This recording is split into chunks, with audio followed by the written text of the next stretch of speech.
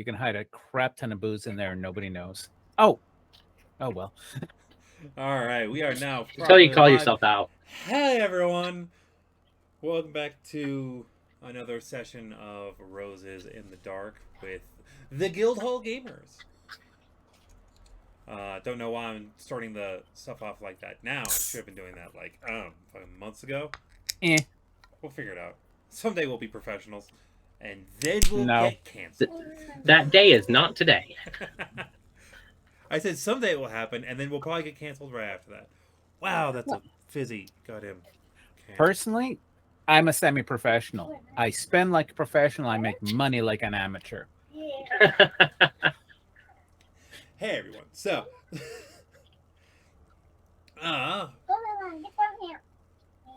so do we have any announcements? Any bookkeeping aside from welcome back Thistle. Glad to see that you're here again. Hope your kids thing went well. Yep. Glad to see that our non-local people are back to having power. Yeah, tell me about it. Oh God. I would, but you're not anywhere nearby me, so. By the way, Boots, just out of random curiosity, what's it like to be the only one living in the land of the free and the home of the brave? How's Canada? Well, okay. We're not the land of the free. We're the land of the freer. And yeah, we have a lot of braves here, but unfortunately, they're getting slaughtered. Okay, on that note, that should not have. No, never mind. I'm sorry. I'm sorry. You asked. I told. I know. I'm sorry. So Yeah, we have our own racism issues, just slightly. When different last we skin left color. our heroes, when last we left off the Barons, that's how I should be starting this game now. When last we left the Barons, It's our whole plan. Fucking paperwork. fucking paperwork. That doesn't even work. See, I'm not a baron, so I don't have to worry about the paperwork. Oh yeah, you're conscripted, motherfucker. I'm gonna turn you into my secretary. All the paperwork is coming to you. Everything's just going to be an X. Okay, with that. Shit. Hey, we don't even know if he's literate. Barely. So when last we left off the Barons, let's do our recap. And We so- got a lot of contact poison. Yeah, you made a lot of contact poison. Yes, that nest of I carrion may live to crawlers. regret this. Yes, And some consumable poison. yes. I may live to regret this. And Who the let fact you have that those rolls again? Like seriously, that DM needs to be fired out of a cannon. that can be arranged. I can make that. Let's do it.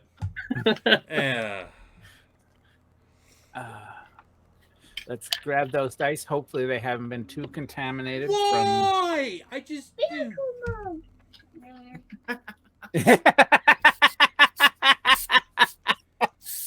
Could be old. You know what? I know that people are. Okay, fucking Dionysus. Yep. Are you almost done with that? Yep. Okay, 'cause I taste that sound. It's just glue. It's not that bad. No. The It's the sound. It's the sound. I can feel it like back here. Oh god, that is not what I wanted to hit for there. I'm supposed to be clicked on this guy. There we go. Let me reset my camera. That's probably gonna be happening a lot today. Well, you're significantly clearer now. I know. I just had to reset my camera real quick. It's just tap tap. Anyway, so for the umpteenth time, let's actually try and get this rolling if we can. We're 3 brain cells in a trench coat, though. What do you expect? I expected the trench coat to be zipped up. Speaking of which, my daughter came up with explaining Christianity as a Let's not open up that can of worms. as a polytheistic religion. It is. Yeah. Yeah. Let's not open up the can of worms, though.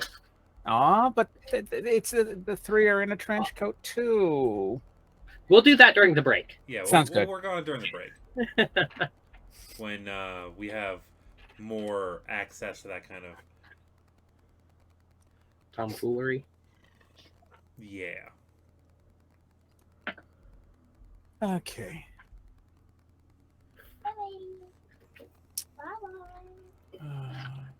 So let's see here. Information.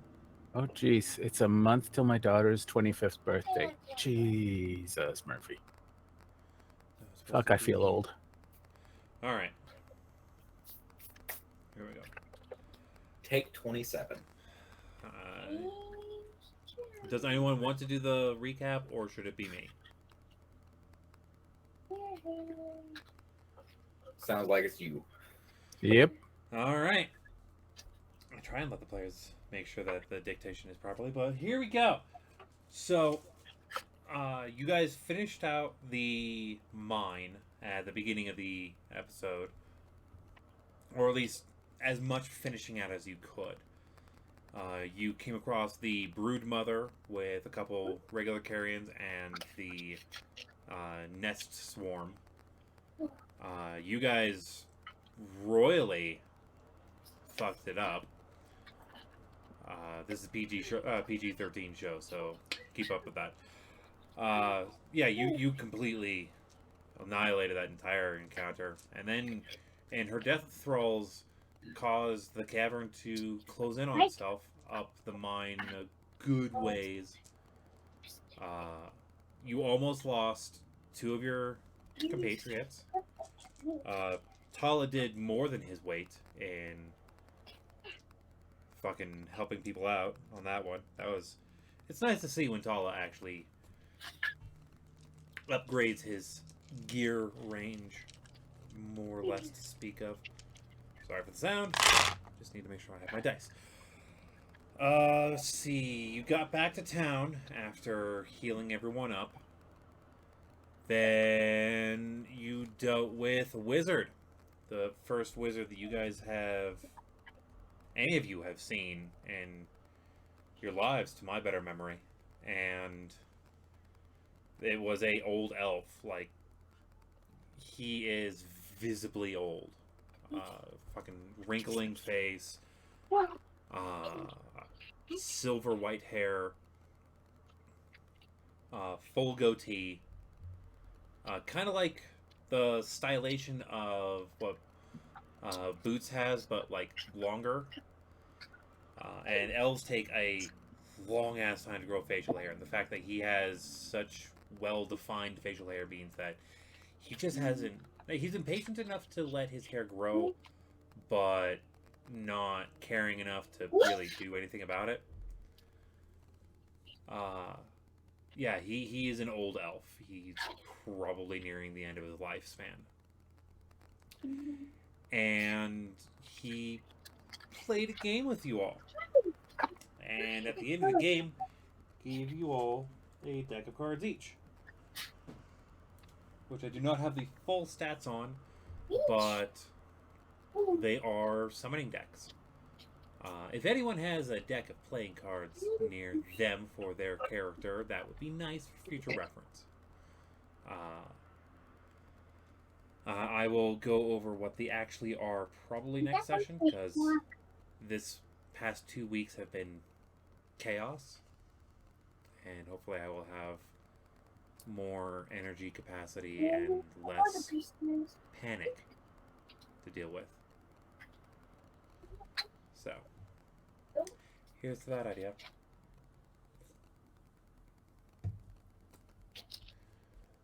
Yeah, the wizard is basically But it was going to be quick.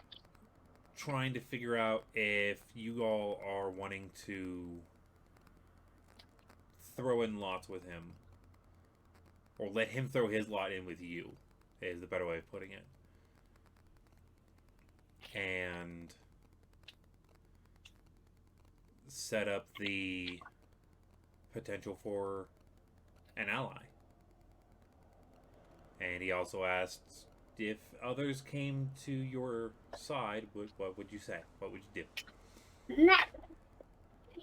And we established that as long as the rules of our barony are followed, then we will welcome them.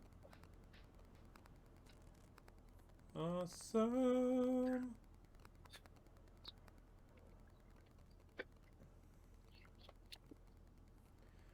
Alrighty.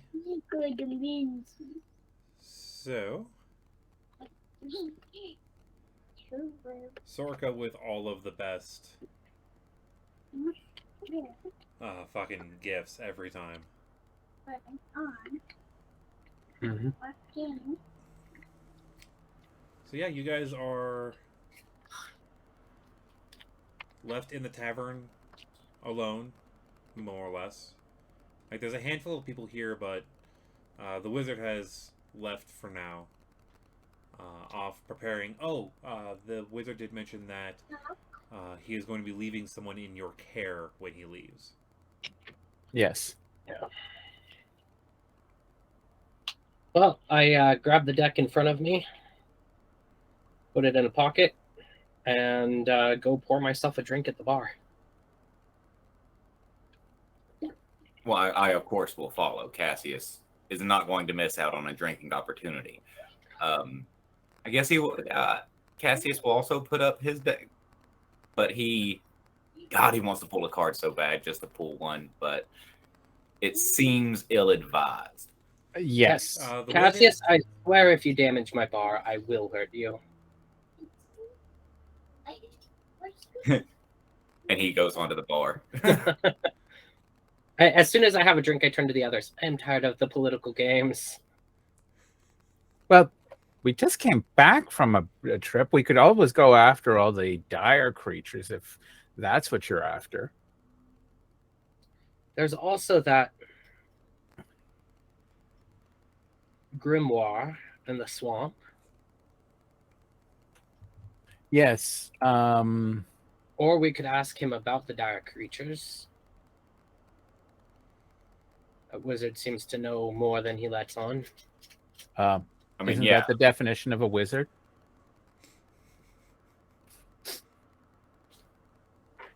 I mean, no offense to you guys, but usually that's kind of the routine for spellcasters, isn't it? That's how I've always seen it. Like, you can't show your hand. Like, I have to show my hands. That's I kind of just look at my drink and shrug and accept it.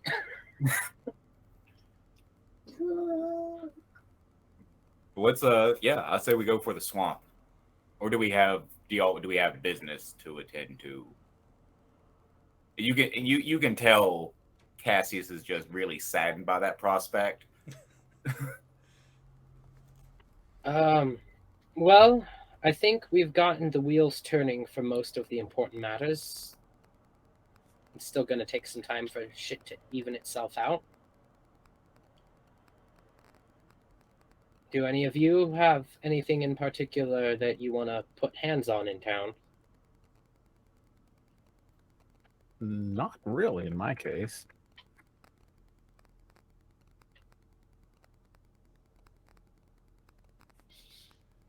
Well, should we rest up, get some shit in order, and then talk to him about any additional knowledge he has on any of these issues going around? That might be a good thing.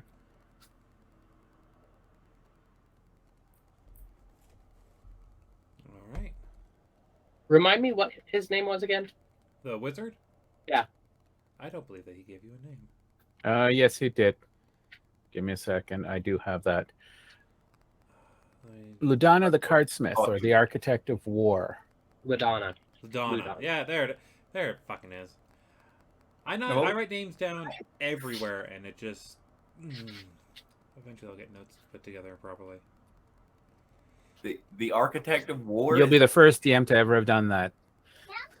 Yes, one of his titles is the Architect of War. Well, I definitely don't want him on anyone else's side. I was drunk. I didn't hear a lot of what he said earlier. My impression is that he tends to pick sides, and when war is on the horizon, and whoever's side he doesn't pick doesn't tend to do so well. I think he's tired of being used as a tool. That's why he Yes. came here. But we know he's a wizard. Oh, most definitely.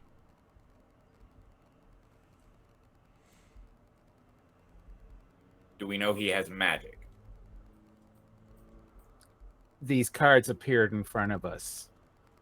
They are From nowhere. magical.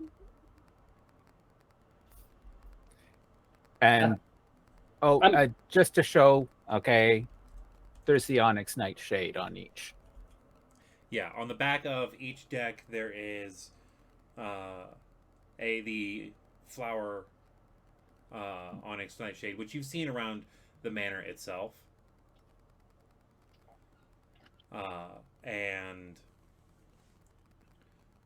the cards themselves are a very nice black coloration, but each of the Nightshade flowers is on a different shield. Like the shield that surrounds it is a different one. You have like the standard kite triangle. You have the German shield, which is the same one that we see for the Black Barrel Tavern logo that we pop up. The really weird looking one. I don't have the image readily available, but if you go to the Discord, it's the one that's in the Discord logo. Yeah. That's the German style. They're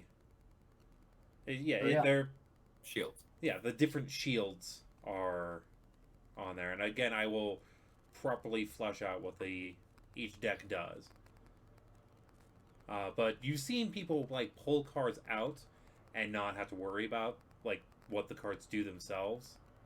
It's when you activate them, which is you would tear it in half and throw it, and that is how Okay, so we can actually look at them. Yeah.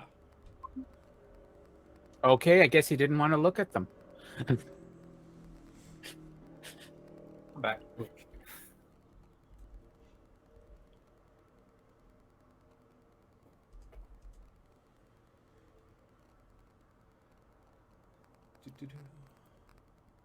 I know I've written his name down in other areas multiple times. It's in 15 different spots, and none of them are the one I'm looking at right now. Well, whatever. Okay. So, the swamp or the dire beast?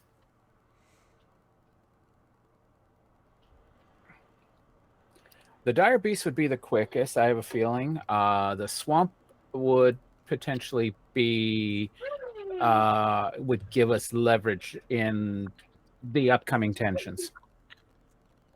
And well, I mean, we don't know how quick the dire beast would be. I think both are going to be dangerous. We don't know why or Oh, what's definitely. So we could be just scratching the surface on a whole new theme, which isn't bad. Just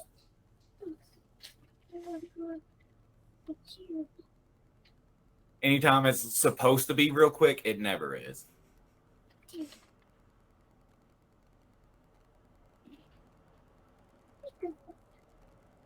And I mean, the tensions with the upcoming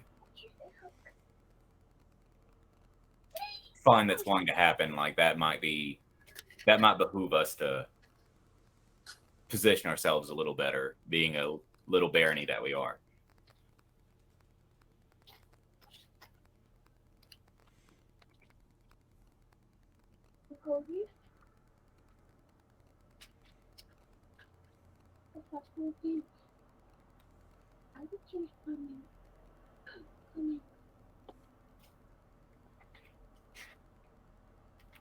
So, what do you guys plan on doing? Your idea has merit, definitely.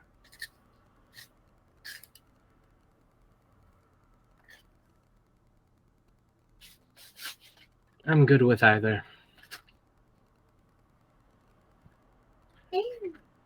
So let's go for the one that will give us the most advantage then.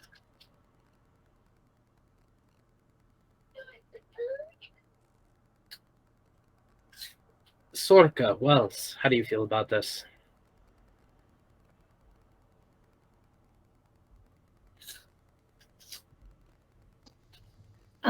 Yeah, I think the grimoire should take a priority because we don't want that potentially falling into the wrong hands if we don't get to it soon enough.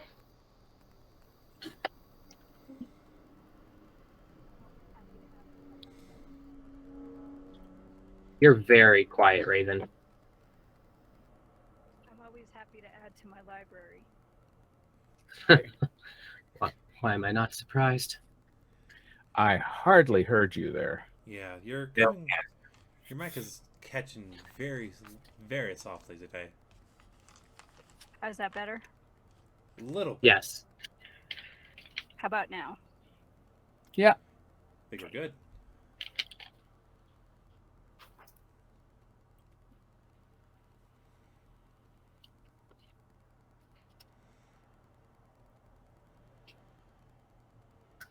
So it sounds like we agree on the grimoire in the swamp. Yep.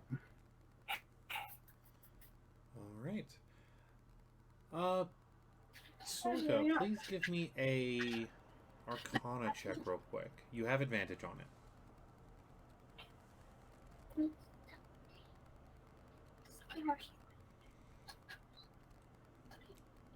21. 21. Through the studying that you've done in the past long while in your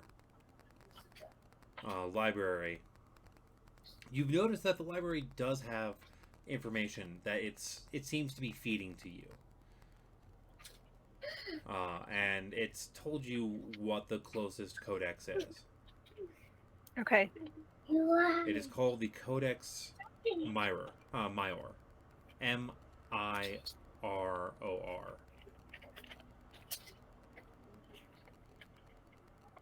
And the main thing that you have figured is that the name of this book, translated from the old Hordun, means either magic, wonder, or marvel.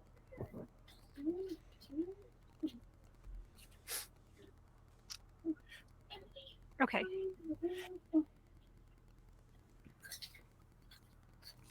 Ah. And you know that it is within the barony. And from what everyone else has been saying, it's probably where you think it is.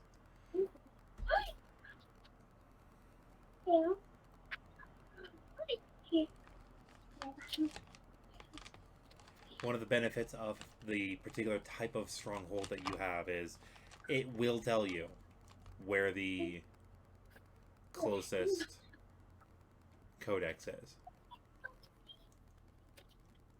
Specifically, the closest unattuned codex. Just on our way to the swamp, I do need to swing by town. The apothecary there should have the healing potion ingredients ready. It's been about a week. It's more than enough time to sort the shit. Grumpy bastard.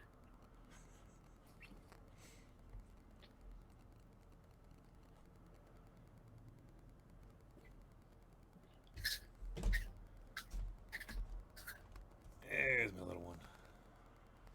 All right.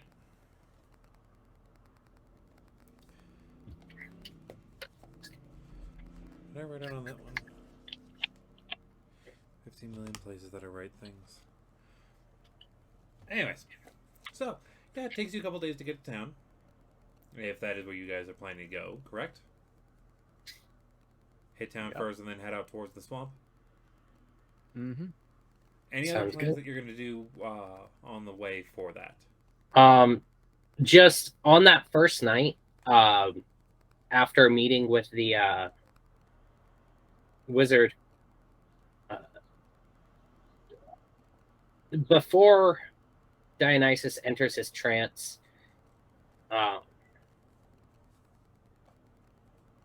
none of you are around to see it, but he feels something shift within his shadows, and he takes out his sword to go through some katas and just practice.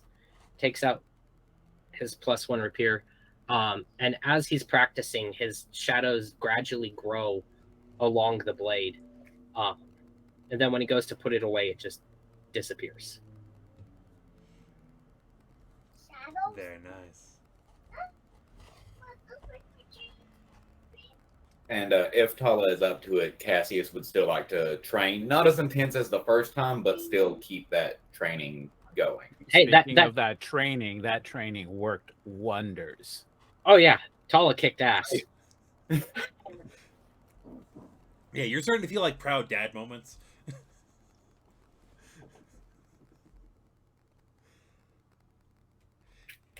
But yeah, he does do a little bit of training with you. We'll just hand wave that it happens. Yeah.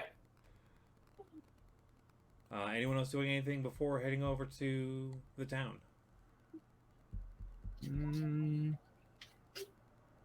Don't think I have to. I would just check in on my scribe, make sure that my librarians are okay, and that they don't need anything before I leave. Give me a investigation on your librarians. Oh, that reminds me.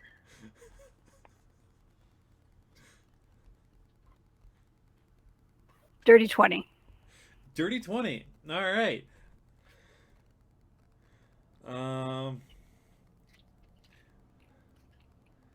Let's see here. It should be in your...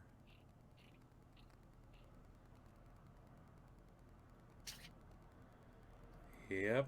Copy text. Raven. Paste text. You're pretty sure that you've kind of gotten a hint from the bartender as well. Oh yeah, I'm just gonna. I need to send you a message. So yeah, that is information that you now have. Fun all around, right?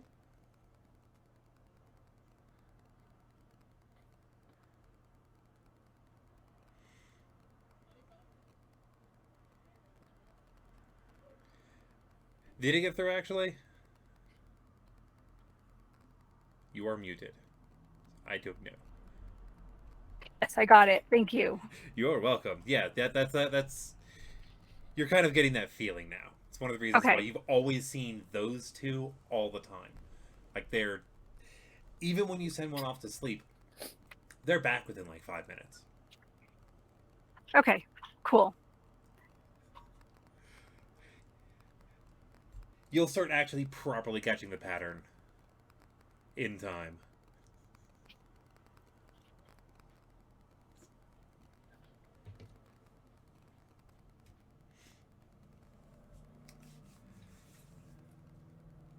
So, yeah, and your scribe is dutifully copying stuff. It's like that's kind of how their brain works.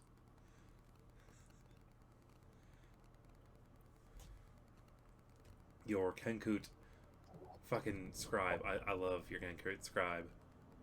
I love them so much.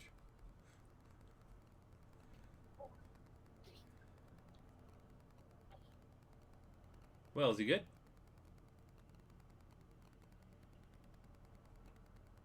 Yeah, just some fun outside.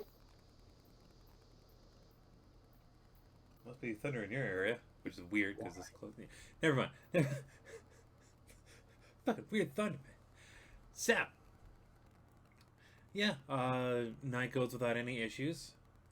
Next morning, you take you start your couple days trip down to the town. When you get to town,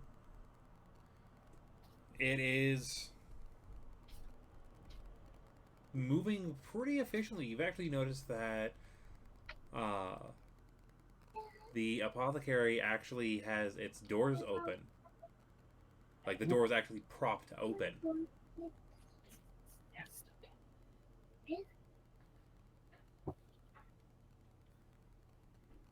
Sorry, one sec. No problema.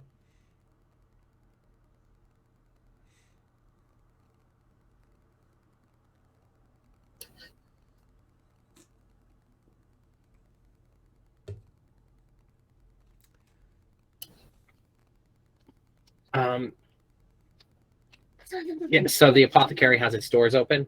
Yep. Cool. They're propped open for the first time since you've ever shown up here. Excellent. I just walk in.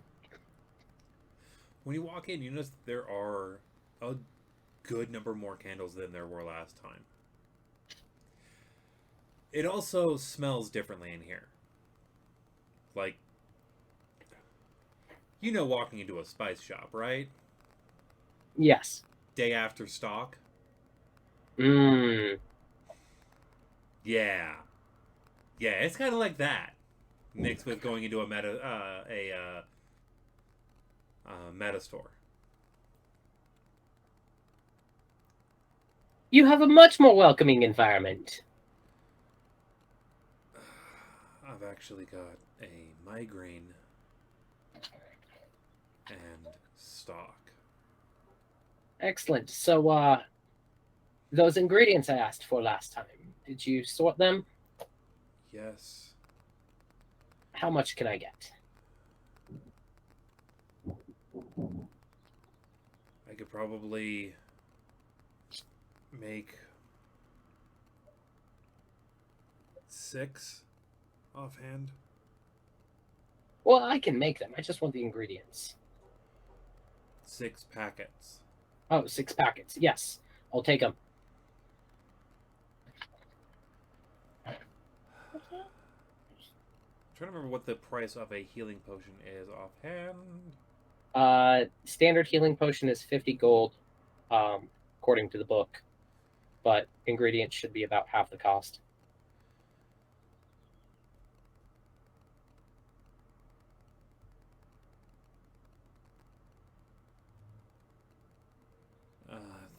It'll be 30 even. The restock is meaning that I have to slow down most of the process, and they're basically good, just water and mix. It's okay. I'm sure I can figure it out. 30 gold? 30 gold. Like the little Kool-Aid powder. Here's 35, just because I know I'm half the source of that migraine. And that is per 30. Oh, 30 per? Are you trying to fleece me? It's normally 25 per, but again, you don't need to add water. You can easily just pop the solve in and it'll work fine. That's not what I asked for, though. If you want... You told me you just had the stuff so that I could brew. Originally, yes. Okay, I have some... all right. No more tip for you. 180 gold. Thanks, bye.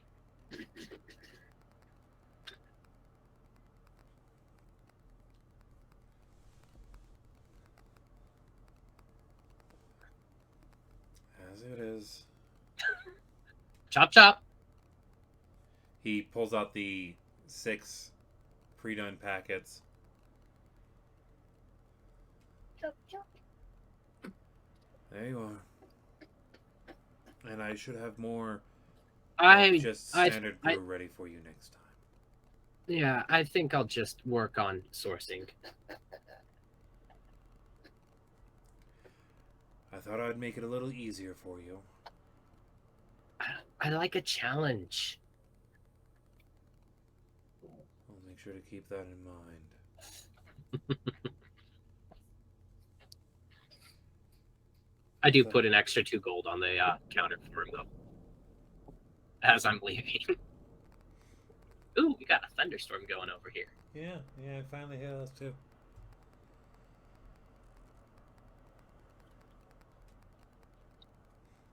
But I would yeah, hope they're so. We're in the essentially same.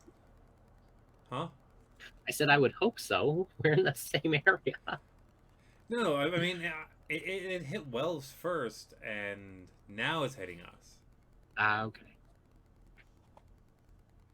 But yeah, he basically set you up a dry version of potions of healing, and he charged you 20 gold less than a standard potion of healing. Because he thought that he'd make something easier for the Baron, seeing as it's the fucking Baron. Maybe Last you time should. he'll do something nice for you.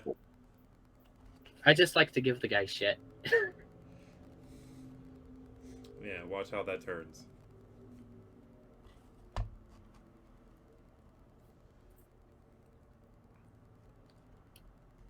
All right.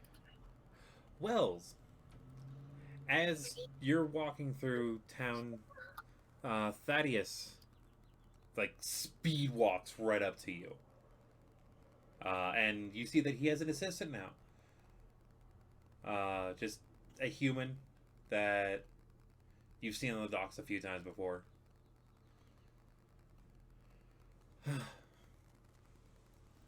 Sir, I do have a couple things that need some signing. It's 3 simple documents. First one, and he holds out a clipboard and holds a quill out of a ink pot on his hip. This first one is basically allowing me to access treasury to pay overtime, because we got everything done efficiently, but it took a little bit more time than expected, and I need to clear overtime pay.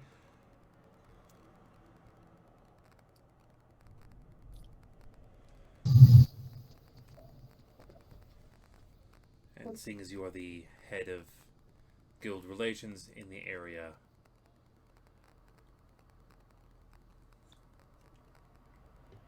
Impressive. And then I'll take it, and before I sign it, I'll briefly skim through it just to make sure it is what it is. yeah, give me a investigation at advantage.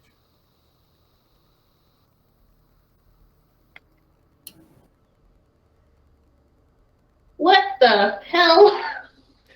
Oh god, even with advantage, I only got a 5. Oh, Ow! One of them was a nat 1. Ho ho.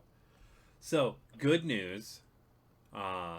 Because you are your background and you dealt with this stuff before, you see that the numbers do match up. There's a couple more names on there that you didn't expect, but like everything, all of the numbers match up like cleanly. And as soon as you sign it, he takes it off and puts it into a folder that he has tucked underneath his arm. How much gold do I need to remove from the treasury? It's going to cost a total of 500. Easy. Gotcha.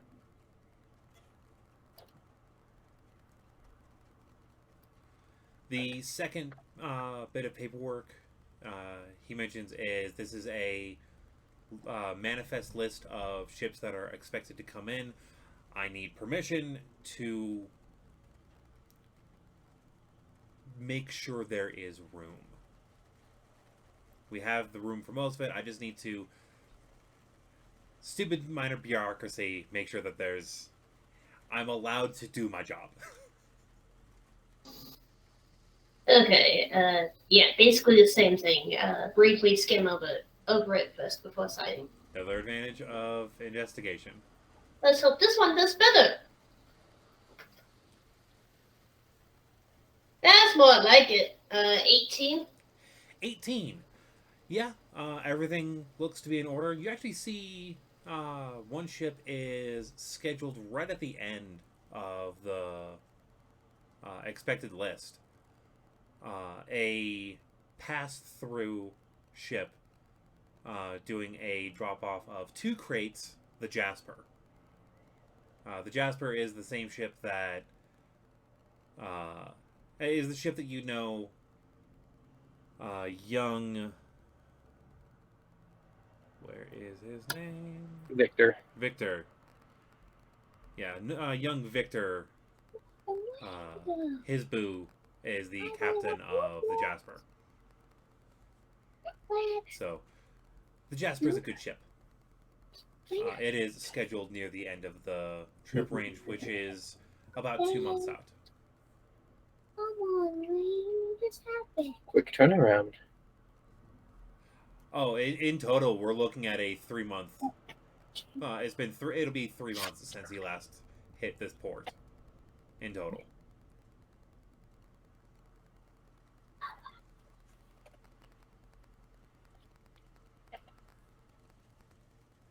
And you sign that one off? Yes. He takes it and puts that into the folder as well.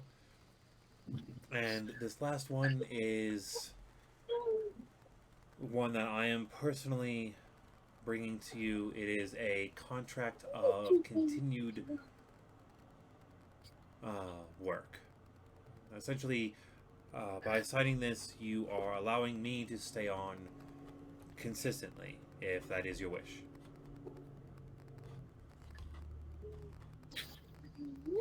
Alright, and same thing again. Skim over it before signing. Alright, give me your roll.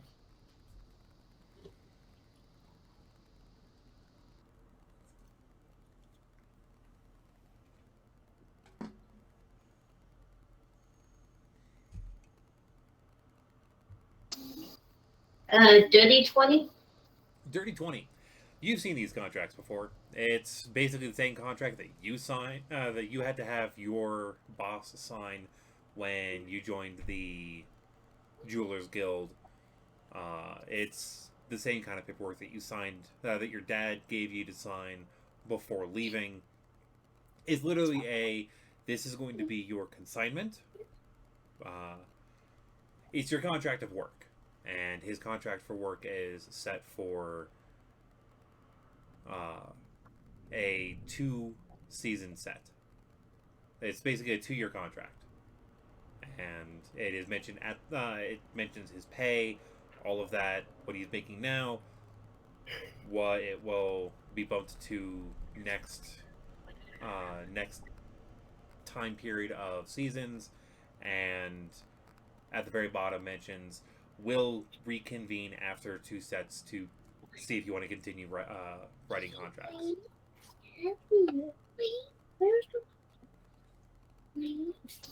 Do you want to keep this fucker on for 2 years, at least, without having to worry about making sure he gets rehired? Okay, and then, yeah, sign for it. Alright. Once he finishes that paperwork, he puts it in the folder. Do you want me to have these sent to your office at the manor myself, or are you heading that direction? I can send a runner to have these delivered. Were we heading to the manor first, or would we just... We just left the manor, if I remember Yeah, correctly. you just left the manor. He doesn't know that. Yeah, if you could do that for me, that would be great. Very good. I will make sure that is arranged, and it'll probably cost 5 silver for the delivery. I will make sure the receipt is within the paperwork when it is dropped off. He gives a small bow and starts walking away, and as he turns, you now see what his assistant is there for, because you kind of notice the assistant has some paperwork in his arms. As he turns, some papers just like fall out of Thaddeus's arms, and he starts to turn to pick them up, and the human just does a little wave, picks those up, and just starts following him. You're pretty sure someone has assigned him a. This guy's a fucking klutz assistant. And you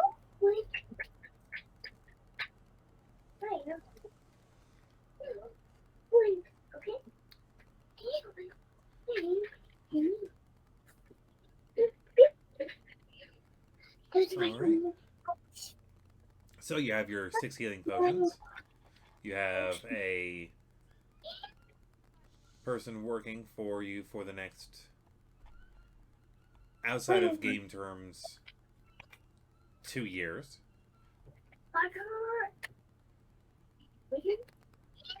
And you guys are planning to head over towards the swamp? Mm-hmm. Let me bring up my photos. Do we know where in the swamp we're heading, or are we just going to march through the swamp? That away. Marching through the swamp. Heard. We have- we have a general idea of where in the swamp. Yeah, I think I... Is it deep in the dropped swamp? that- I think I dropped that image to you once before already, Yes. of where that, like, gold and red X is. Am I right? Did that go through properly? Not seeing anything here now. Alright, let me make sure I properly drop that. You should probably pin all the maps and everything you drop. How about I just make sure Oh, I hold drop it in the maps section? Yeah, maps and photos. Amazing how that works. No, it is there. Yeah. It's just that little red dot in the swamp area. A red dot in a swamp area. So Yeah, tiny. yeah, that. Edge of Like the I had to marsh. open the image. yeah, you're gonna have to open the image to probably see it. Oh, that tiny 2-pixel dot. Oh, gods. It's not 2 pixels. Okay, 2.5. It's at least 5. You sure? Maybe Oh, this is going to be Not about fun. the size. It's how you use it. Oh, and Mandan is that little square area at the bottom left with the like 3-pixel dot above it. Oh, it's a journey. It's a journey. That's kind of the What direction about of getting the a dire. boat to go just to the edge of the swamp? Mandan does have a good sized dock. You guys are essentially buried. You could requisition a ship. It can't be anything too big. It's going to be fairly shallow most of the way. Well, I'm thinking, actually getting into the swamp with the boat? As far as we At can. which point we may as well just strap some logs together and just paddle away through. Oh, I'm sure we can find a small little schooner or something that can navigate up there. Most of the way, at least. I'm looking at it until we get to the actual physical swamp itself. Yes, a schooner There's will a delta. do. Once Small river. Once we get into that crisscross, that's There's no telling. yes, exactly. No, this is the best map that you guys have currently, and that is as detailed as that map is. You know there are more towns and stuff like that that are not mentioned on this map. Yeah.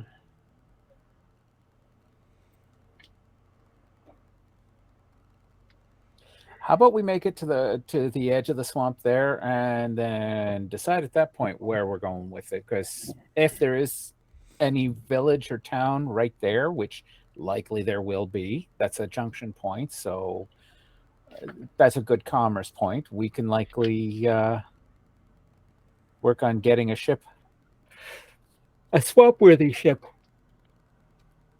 Excuse me. Oh, what, like a hoverboat? Or at least chest waders, so we don't have to worry about getting wet. Something nice. I know you guys will figure something out. It may not be the best, but it'll be something. It will be. Things will happen, stuff will ensue. It'll be great.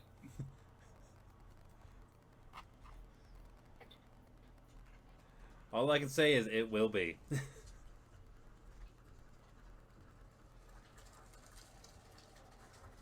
So you're thinking of conscripting a schooner, right? Yeah, something small. Yeah. All right. Yeah, there is a small ship, and there's a small schooner. It does have one of the odd flags that you've seen recently.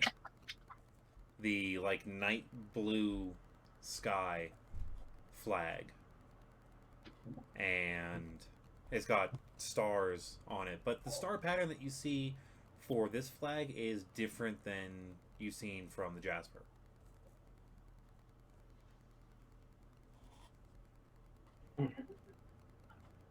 How much to take us upriver towards the swamp? The first mate, who is a... They look to be a war breed, but there's something a little bit different about them.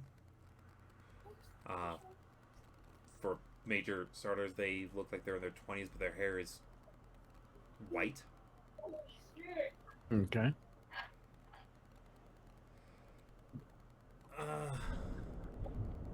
Up the river towards the swamp. How many aboard? 6.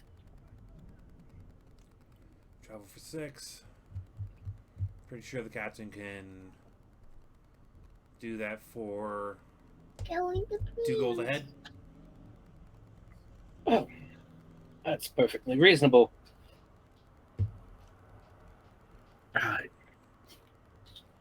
Excellent. Where do you hail out of? Not sure I recognize your colors. Well, our main port is the Lost City in Azir.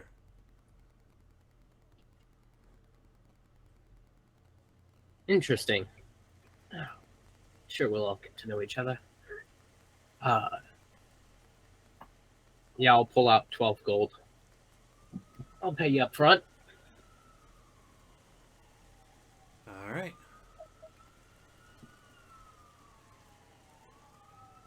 Captain Maldus will... Give me a second. I'm actually going to do a window check real quick. Rain just started. Mm-hmm. But Oh, we just had a flash of lightning right above the apartment. It completely like lit up my window. Everyone else is like, "Oh, damn!"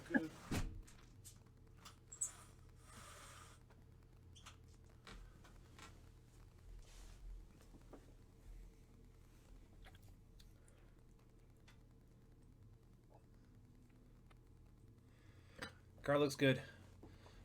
We're good.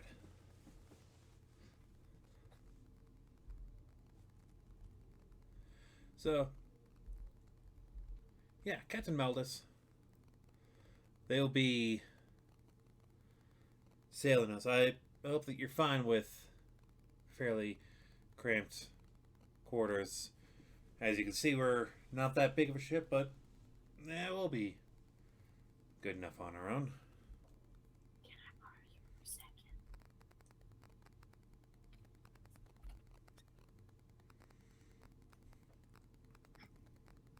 It's 2,800 grams of fat. And 2, I separated the meat. Fat is heavy. We don't need much room, so it'll be fine. How many days do you expect the journey to take? Probably 2, maybe 3 star shifts. Then we should probably be as far up as we can get. It's not bad. Imagine had fun. I'm out there because it's raining.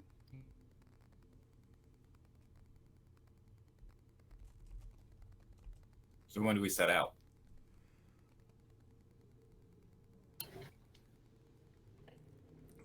He momentarily takes off a pendant that he's wearing and turns around and yells off something that sounds very much like a Mongolian throat singing kind of sound. And you hear the same kind of ring from within the ship for a moment. Plus Is that an actual language? Yes, it is an actual language. Okay, well, I'm currently wearing that amulet. You hear you hear him. Everyone else hears that sound, but you hear him yell out, "Captain, we have some individuals paying for passage. You think we're ready to roll? No, you think we're ready to sail?" And the reply back in a much deeper tone is, "The stars are ready to move, as am I." 1, 2, 3, 4, 5. He It's puts his interesting pendant because- back on. There you go, one All more. right, Thanks. we can head out as soon as you're packed up. Hallelujah. I'm already packed. Yeah, I carry everything I need with me. I need very little. I am ready to go. Yeah, I'm ready as well. Tala shifts his shield on his back a little bit. Ready to go as well.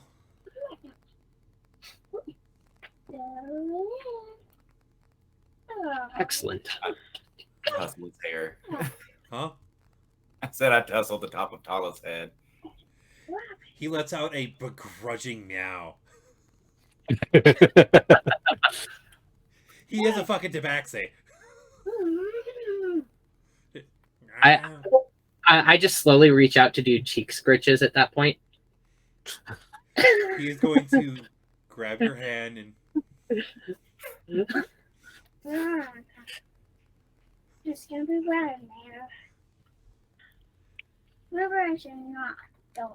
That's a bad bear. Maybe I should go. Good, take a point. Are you okay, girl? you get onto the ship and you realize that the crew of the ship is about 5 people. There are 4 actual running the ship, 4 actually doing stuff around the ship. And you know that the captain is below decks, And in the middle of this. And but you're not exactly sure where. The captain is the ship. and there.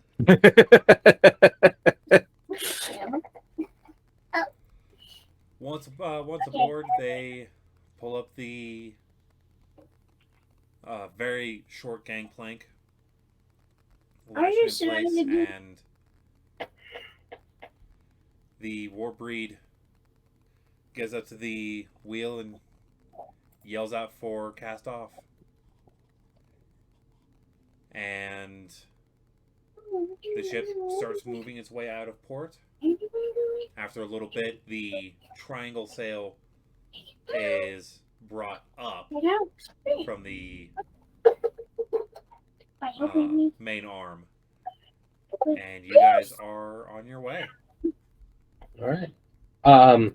As soon as we have a chance to sit down and everything, the first thing I do is convert all of those healing salves into potions and pass them out one each to everyone. Yeah, it's legitimately just a put any liquid in and it will convert it to a healing potion. Any liquid? Any liquid, but it replaces whatever liquid it So- was to a healing potion. So an alcoholic healing potion. Non-alcoholic. I was gonna say I'm gonna have a fucking whiskey healing Healthy, potion. healthy as all You get out.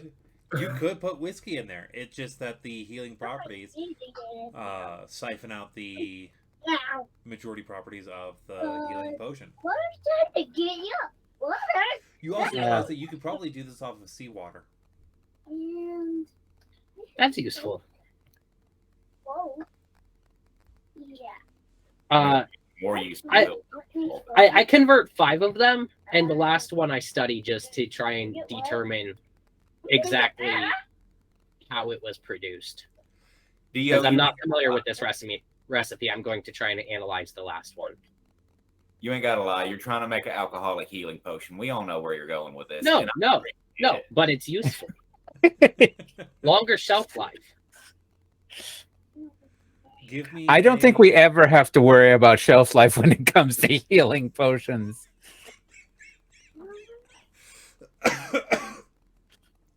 It's like a little pint of ice cream. You don't need the lid. Like there's no saving it for later.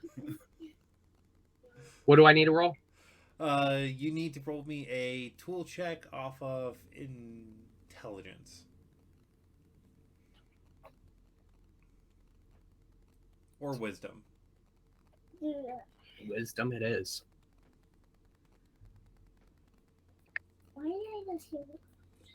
18.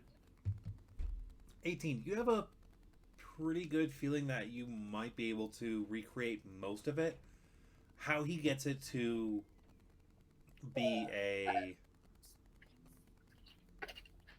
Like, you know what the ingredients are and how they work together, but how he makes it so that way the, like, leaves and seeds and stuff that you see in it convert from that to just a pure, almost clear liquid when mixed with a liquid. You're not sure on that process. As long as I am able to determine the ingredients, I can experiment later. So once I determine that, I turn the last one into a potion as well and put it in my pocket. But All right. everyone gets a potion of healing. I am marking it onto Tala's page.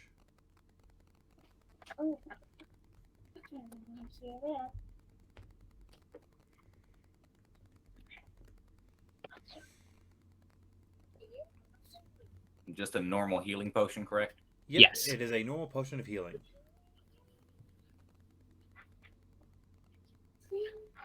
It's not much, but it's better than nothing.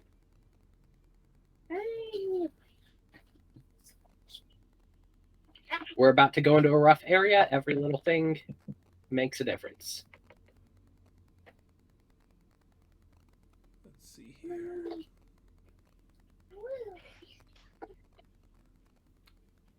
Damn it. And then after I do that, you guys can see me meditating on the bow of the ship.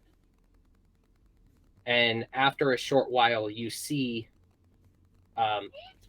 you've kind of gotten used to it at this point, where you see my shadow like wrapping around me and getting thicker. But this time you see a portion of my shadow split off. And for a few minutes, it seems to be changing forms a little bit. You can see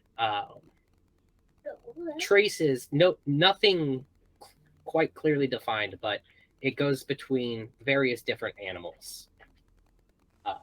You see a cat, you see a snake, you see a couple different types of birds. You see it turn into a spider briefly before it settles on a hawk, and you see it get clearly defined and then just fly up into the air.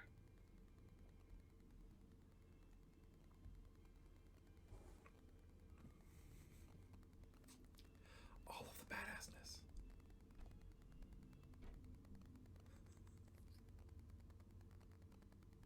And then I'm just going to have my hawk keep an eye out kind of towards the edge of its range, and just keep an eye out for anything interesting or possibly dangerous.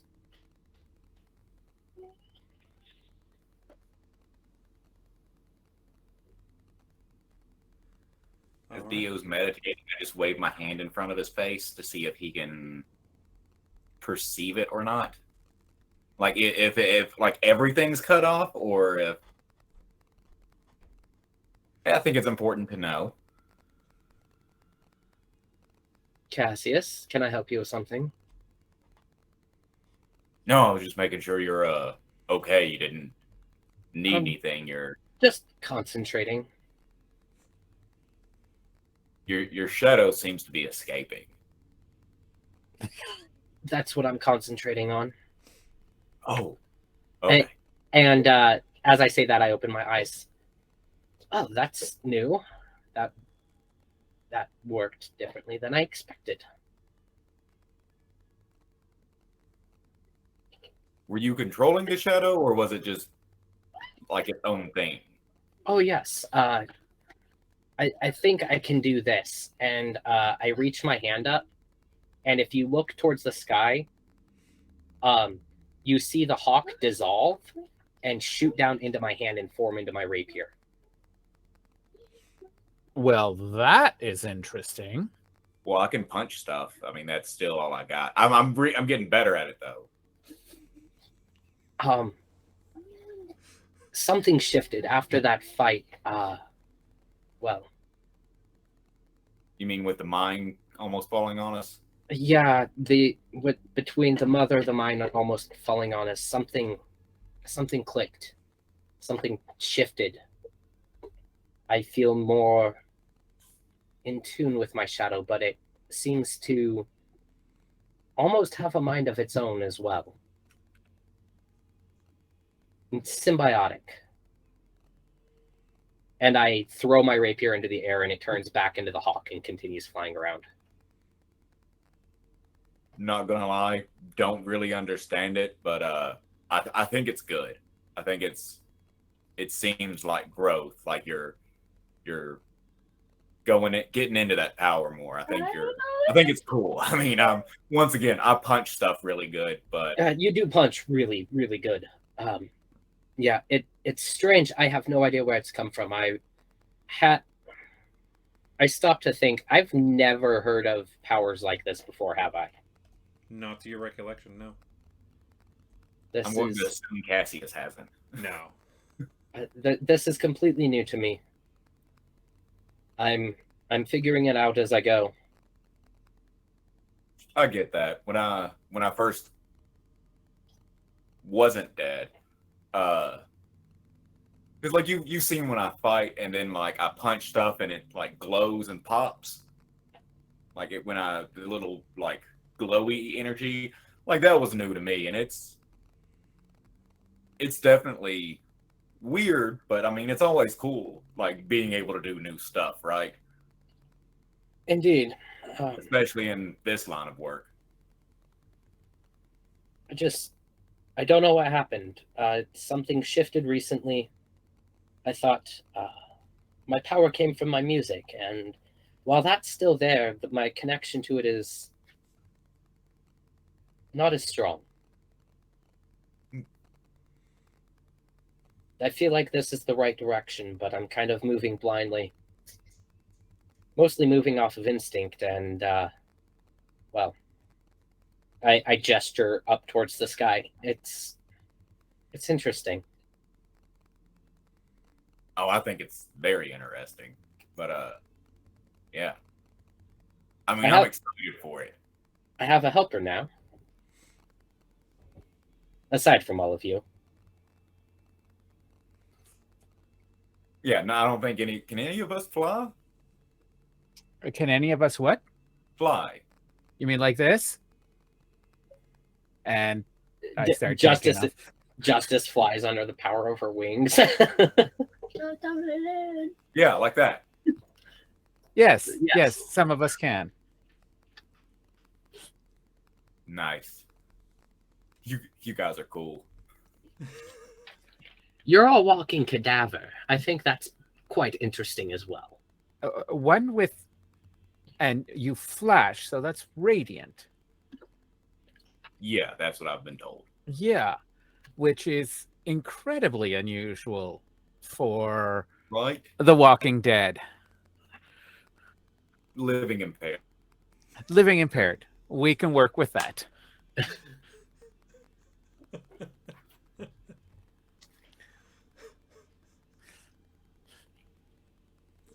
Good to know you have preferred terms. Yes. Are you sure this will work?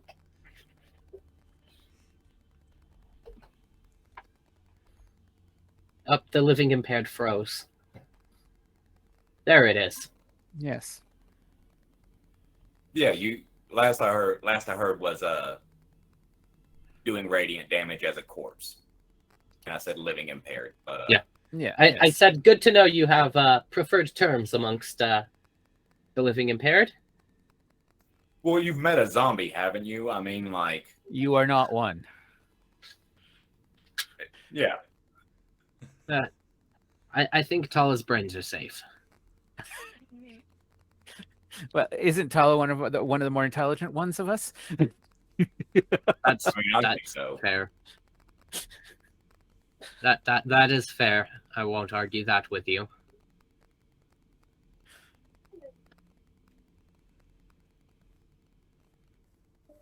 So the trip goes relatively without issue. First 2 days, you all deal with, sleeping arrangements, which is very cramped for those that actually sleep. Those that are not, that don't require rest, they're basically telling you just stay either below deck near where the rest of you are, or on deck out of the way. How is the crow's nest for space? It is occupied at almost all times. Okay. Are there any sails currently not being used? It is a single mast. Damn it. Okay, so much for that. Yeah, so I find myself a corner on deck and just quietly make my way into a nice little corner there.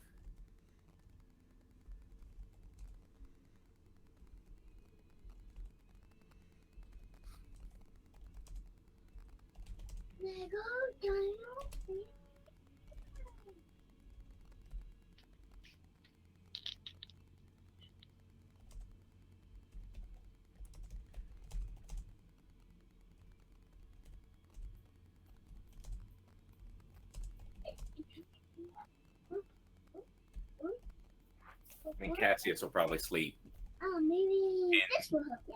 as close a junction as Tala is okay with. Because he's still, he doesn't lose consciousness, so he's still kind of standing guard since Tala has to actually sleep. Yes. You do also notice that Tala does seem to have a bit more of a... Like, he's gotten a bit more of a presence to him after that last fight. In gamer terms, because Tala leveled up, he has a new ability. Yeah. 3 times per day, he can use Terrifying Strike. Oh, nice. Yeah. Justicar makes a signature attack, so roll a regular attack. The target must make a wisdom saving throw or be frightened until the end of its turn. So, retainers, they're super simple. When they hit particular levels, they get certain things for X number of times per day, and that's it. And it usually works off of its attack. Nice. So, also he has 1 more wound level. Oh, nice. So now That's he can a take biggie. Yeah, now he can take 3 dice of damage until he's unconscious. Awesome.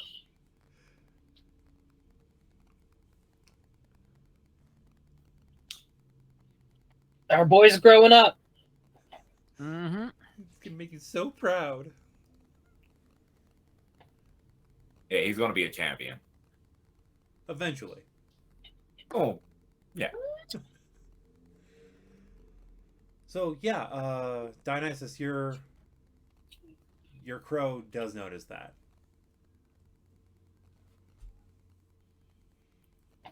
You've never Okay. seen a flag do that before. Any bit of fabric do that before. And the stars do kind of glint in the night. Interesting. Fancy.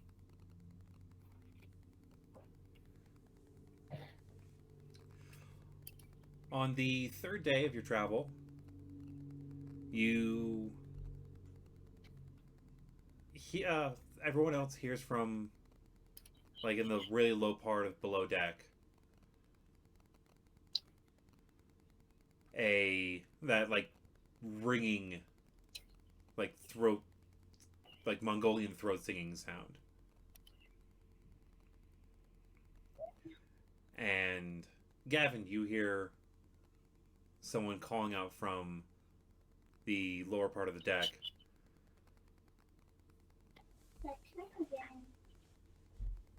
Lower the sail. I will pull it in the rest of the way.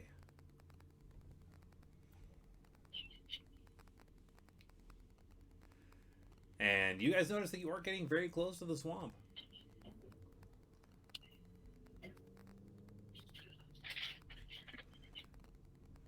Have we noticed any small settlements or signs of one as we get closer? You do notice that off in the distance there is a very small settlement at the mouth of the river areas for the swamp. Your Raven's able to pick that up. Excellent. From below decks, who is does any of you actually spend time like below deck for the most part? Or do No, most of you try and stay up on top deck? I pretty much stay on top deck the entire time. I'm either on top deck or up in near the crow's nest, just looking around.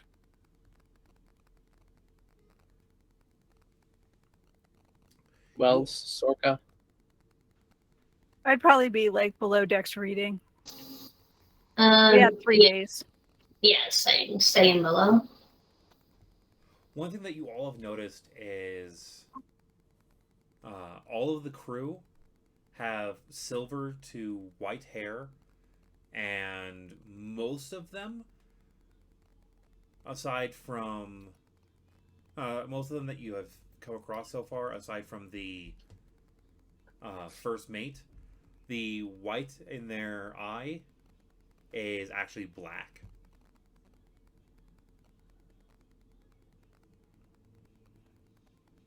That is, to say the least, unusual. For the two that are below deck, you see a hatch just pop open after a while. After you heard that, like, throat singing sound. And a dwarven man with, like, snow white hair and very well kept locks start stepping out. His skin is a very deep purple, and his eyes are almost completely black except for purple irises, and the pupils are like, they kind of reflect light back out. They kind of like look whitish. As he passes by, he turns to the two of you and gives a small bow before tossing the hatch closed, making it so the wood looks perfectly level again, as if the hatch never existed. Huh. And he starts heading up onto top deck. As he is getting up on top, he pulls out a very large, like, wide-brimmed hat and puts it on his head, tilting it forward as far as he can, covering, giving himself as much shade over his eyes as he can. As he steps out, I'm going to give all of you a chance for rolling me a history, investigation, or arcana, your choice. History, investigation, or arcana. Definitely not history. Definitely not arcana.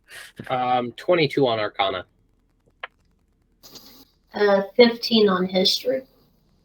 24 on investigation. 12 on Arcana. 23 on investigation. So, Sorka, you do know that this person is not from Hordun, like, at all. The best you can guess is that he is just not from the continent. The rest of you are getting the strong feeling that this person is a native to Azir, also known as the Sea of Stars. This man is Dwagar. Okay. It seems most of the crew is from Azir as well. Yep. And Yeah. you can easily tell none of them are all of them are native. And aside from the war breed, you're pretty sure they are several generations in. Those that have gotten at a 20 or higher would realize that the Sea of Stars changes people. Like on a Mhm. physical level. And most of the crew are wearing pendants like what Dionysus was given. But the stars on all of them, like the star constellation that they have, is different. Okay. As the captain gets to the top deck, you see two people rush up and pull out this very large chain. It looks like it originally connects to the anchor, and they hook it up near the front of the ship. The captain gets up and looks at the rest of you and Come on. opens his mouth, and you hear that throat singing sound as he before he starts moving to the bow. Okay. And Dionysus, you heard what he said, but the first mate immediately translates afterwards, which is, everyone grab onto something. It's going to be a rough move. And Okay. he grips the wheel a little bit tighter, and as the captain leaps out of off the front of the boat, you see him just grow in size and lands in the water about up to like his armpits, and he grabs the chain and just starts walking, pulling the boat in, and you hear that the boat is like going through some soft mud and sand. Well, that's certainly a way to deal with the shallows. Tough boat, too. Of course it's a tough boat. It's been reclaimed from the city and sent back out among the stars. They're all wearing the similar pendant to me, right? All of the crew. Yeah. I switch over to Draconic because I know they'll still be able to understand me. Though I'm not sure if the rest of my compatriots will be able to. Nope. One other person on the crew will be able to understand you. Justice can understand you when you switch over to Draconic. It's true, yes. I don't realize that, so I just switch to Draconic anyway and go, I'm curious as to what Azirians are doing over here. Small note: there is a small small downside to you wearing that pendant. That Dionysus will just now find out. Oh yeah, everyone can understand me. Whatever. Everyone can still understand you, despite the fact that Yep. you think you're talking in Draconic. Yeah, that's fair. I completely forgot about that. Yeah. It doesn't really matter. I'm not trying to be that secretive. It's just habit for me. We passed through the lit areas every few drifts, and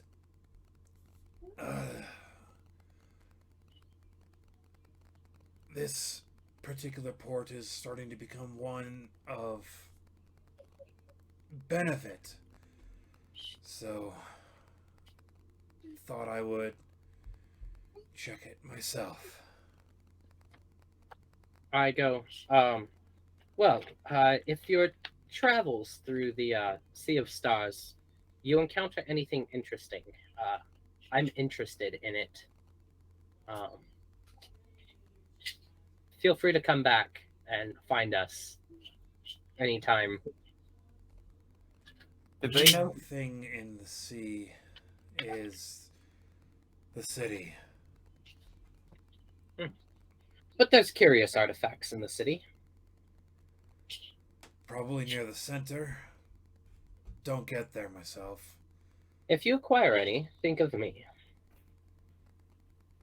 I'll consider it. I pass 10 more gold off to the first mate. Just keep me in mind. We'll do our best. After about another hour's travel, the ship is guided into the makeshift dock near this small town. And the captain just holds onto the front of the boat as the first mate. All right, this is your destination.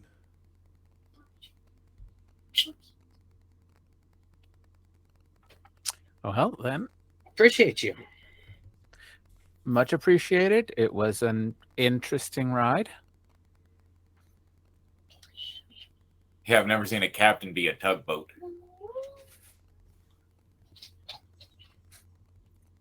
Certainly a unique experience. I'm impressed.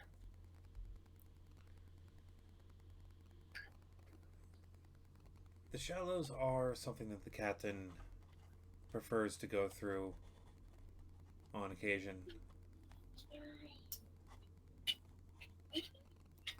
Apparently gets us jobs that not everyone likes. I can definitely see that. The fact that you didn't hesitate to bring us up the swamps told me that you guys were different.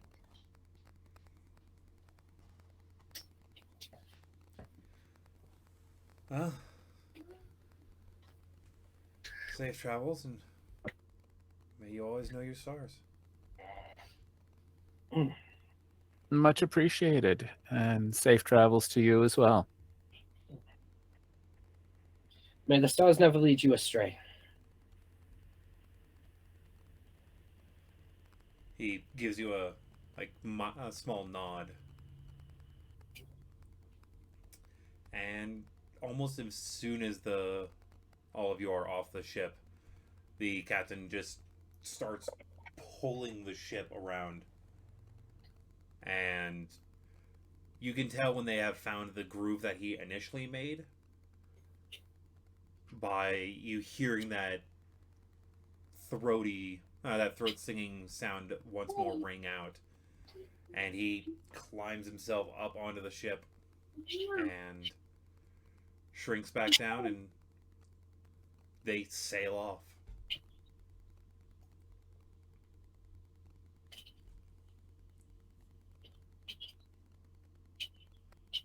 All right.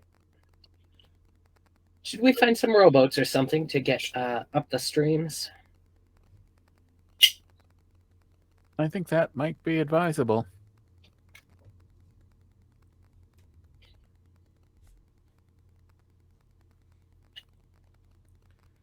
Yeah, let's go ask the locals what they recommend to get up the swamp streams.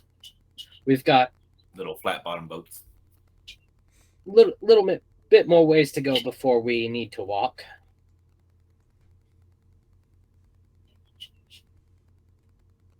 Does anyone know how to boat? Anyone used to water vehicles? Or are Not we, I. Not particularly, but I'm pretty good at figuring things out. Oh, we're gonna die. This will be great. It'll be great. Can't wait. I gave you healing potions for a reason. Yes, but that's not going to stop the poisoning that happens when we land in the water. I'm sure it's not that bad. Yeah, it'll be great. We'll be great. Well, it's fine. It's fine. I'll just go from tree to tree. I don't have to touch the water. Well, you can also fly. Exactly.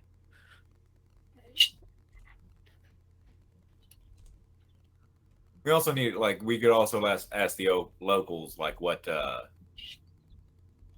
particular type of things will kill us. Flora, fauna, all that fun stuff. Yeah, let's go talk to the locals.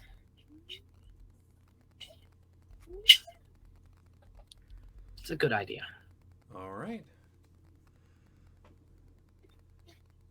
There is one person sitting on the dock that, as soon as the ship leaves, he has a deflated look as he looks over the rest of you. He is a gnome man. Long coat, fisherman pants, wooden sandals, and a fairly wide-brimmed hat made out of straw. What has you looking so down? I thought we were going to get a dock fee for once. I'm guessing just like the last few that came through. You're heading north, aren't you? Well, yes, but there's still plenty of opportunity to make some coin. Who were the last few that came through? Probably friends from the Red Lotus. I mean friends docked listening. a while back, but only passed through one way. Recently, there's been a couple others, but Oh, well, that certainly is interesting information. How long ago? a week or two. So in other words, there might be competition. Or they're dead already. There is that. Personally, I prefer the idea of competition. It'll make it a little bit more challenging. Well, I mean, they may not be dead. They may have gotten it. Then they will definitely be a challenge. Either way, we're here for interesting things. How would you recommend we get up river? A little bit further. You can buy a boat. They aren't cheap around here anymore, seeing as more people keep passing through taking them.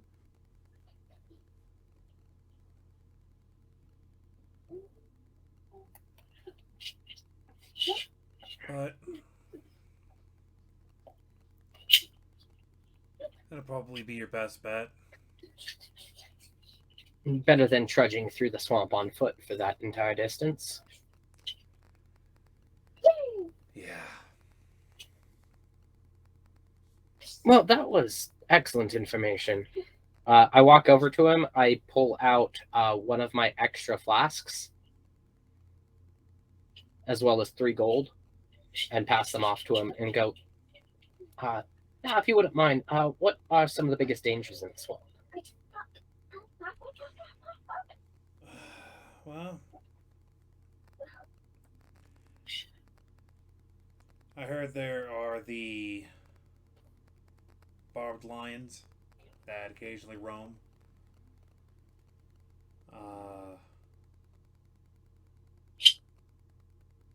One of our hunters mentioned a bit of the swamp just killed one of his compatriots not that long ago. So something's out there that looks like swamp, that kills like swamp. Kills. Rumor has it there's something living in there that makes it less inhabitable. So careful where we camp. And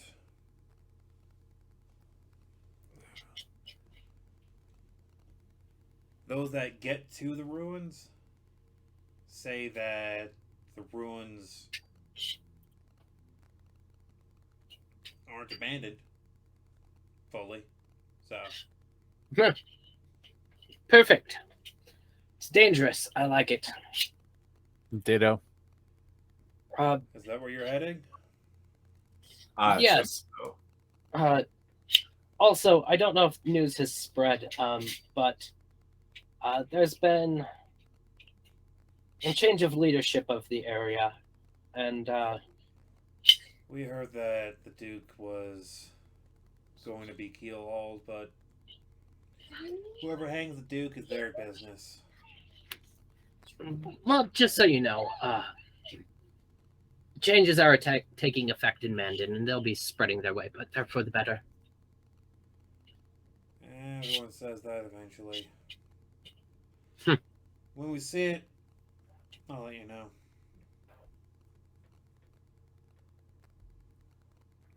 Perfect.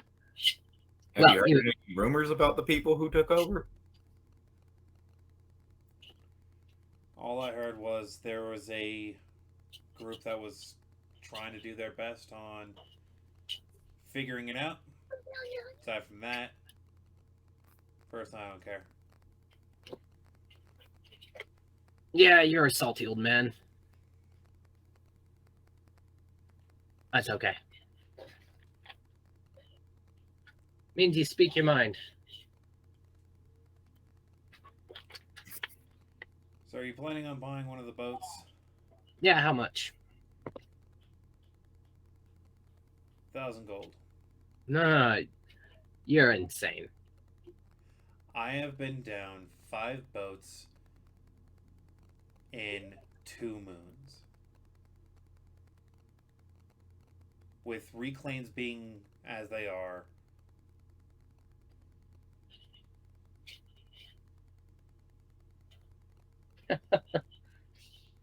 Even still, that's there's no way it costs 1,000 gold could completely recoup everything. Plus, you could double what you've lost.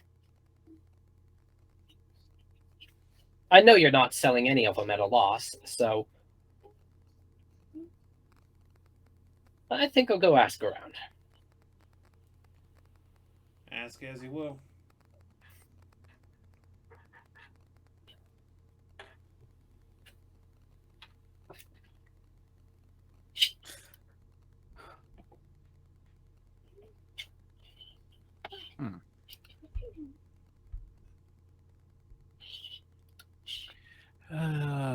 Dum. Town is fairly scattered on when it comes to the buildings. There is a main road that goes from the docks themselves through the town. A lot of the buildings are up on stilts. You have a strong feeling that when the raining season comes in, the waters rise. Indeed. As soon as we step away from him a bit, I turn to the others. Mostly, I don't have that on me personally, but you know, a simple rowboat costs maybe 50, 60 gold. Him trying to charge 1,000 is absolutely batshit insane. Yeah, we didn't steal his boats. He sold them. It's not like he's out. He sold them. You don't sell at a loss. He's just fleecing people. Yep. Speaking of which, I should have poisoned that flask.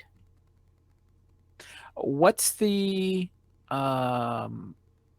condition of the woods around here? Are there any woods? It's not really woods, it's a swamp. So, There's in other swamp words, trees. Yeah, there are swamp trees. Like, think. What's a good way of putting it? You've seen mangrove Florida- trees? Huh? Mangrove trees? I think that's what they are. Those are the ones that have like all the multiple. Yeah, Roots, that kind of yeah. like stick out of the water a good bit. Yeah. Yeah, you're seeing a lot of those. Like, a couple of those in the area, but as you're looking more towards the north. Northeast. Yeah, northeast. Had to double check my actual map. Yeah, as you're looking towards the northeast, it is. Those trees are more and more. But it's fairly sparse right here. It is very sparse right here. You are near the edge of the swamp itself. Okay. No standard trees No around? standard trees. So, in other words, procuring the necessary materials for said boats is getting more and more difficult. Yeah, but they could send someone downriver. Even transportation of material doesn't justify that pricing. Oh, no, definitely not. Not that much.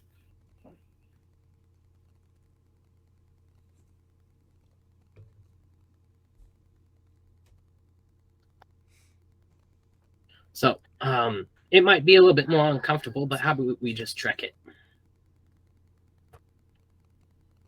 I have no issues with that.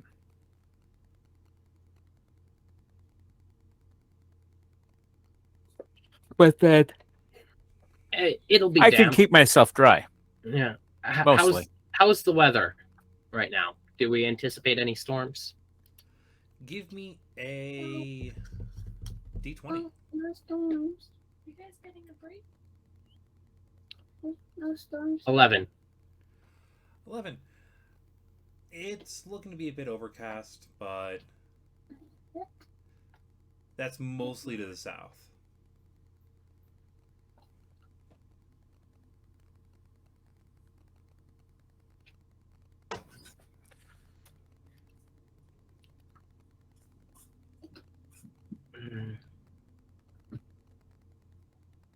Okay. How far do I estimate the distance From the map, based on the map? Yeah. you're pretty sure that with it going through swamp, this trip is probably going to take you, without a boat, 2 to 3 weeks.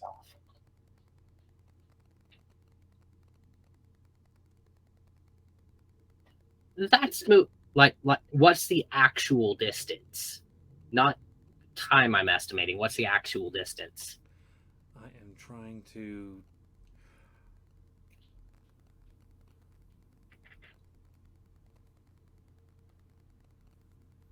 Give me a second there, guys. It looks like I'm having some computer issues as well.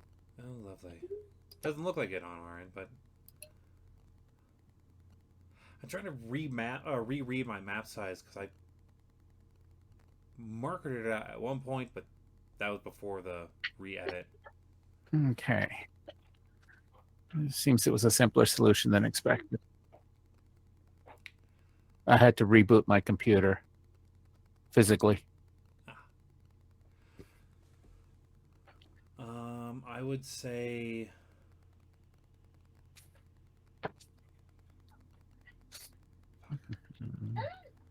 doing this math off the again is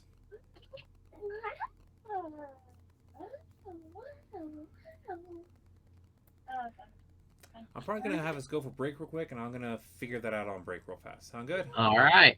Sounds good.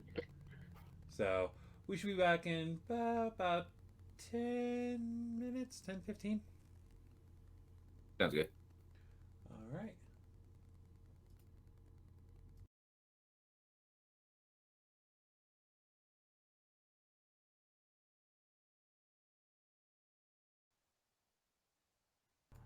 We have returned.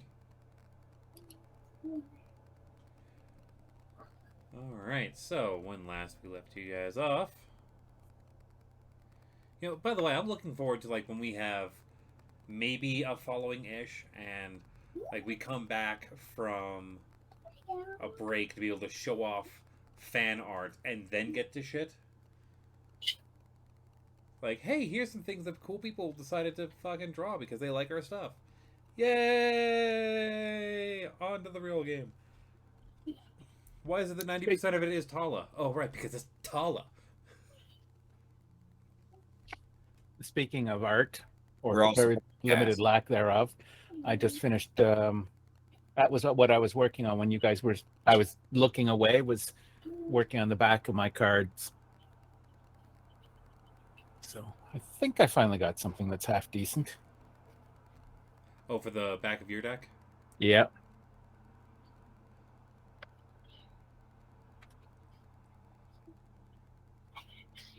They're dropped into pictures. Let's see. So ooh. That works. Gods, that's beautiful. That is nice. Thank you.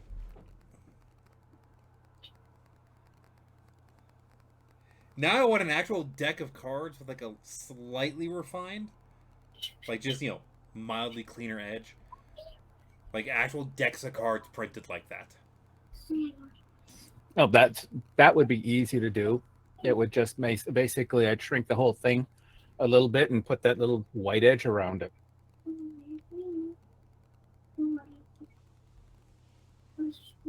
Or black edge. I'd say Because black. they're black. I love it. I love it. There are those Thank you. companies that you can get custom cards printed to. Yeah. Buy a whole case of those. Maybe that'll be some merch later on is your summoning deck. Which I use a playing card deck. Like that's essentially what they are, is they go off of the idea of the playing cards. Which I keep opening this drawer to pull out a deck when I know that all of them are in the drawers behind me. See, these are the only cards I have, and I had them when I was on deployment, but they're also they're plastic. They're waterproof.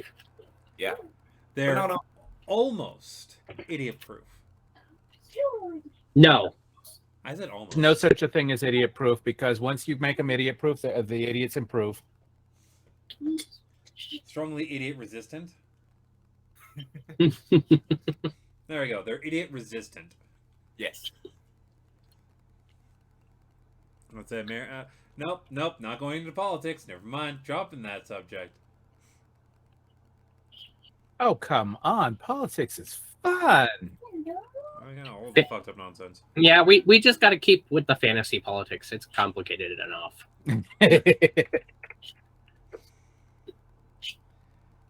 All right, so you guys were walking into town.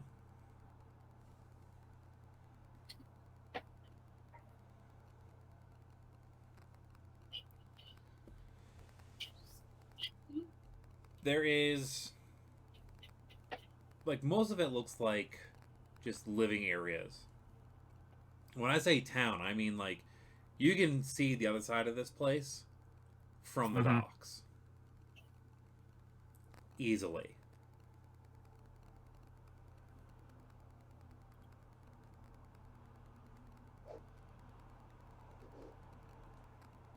So is there a tavern?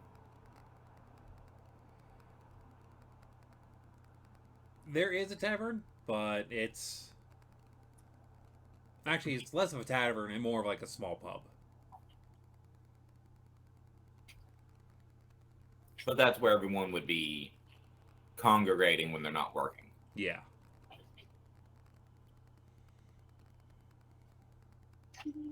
Cassius kind of gestures that way. Well, I'm always down. It's a good place to get information. Yeah. Information. That's what I was thinking too. If you want booze, you just have to ask. It has that magic taste to it. I'll have you know it's not magical at all. I've got Everclear specifically for you. You have such a hard time getting drunk. I just pull out a flask. This shit is 180 proof. Nice.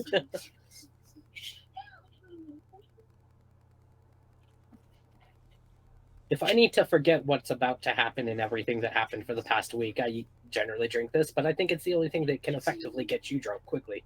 In fact, we're going for efficiency here.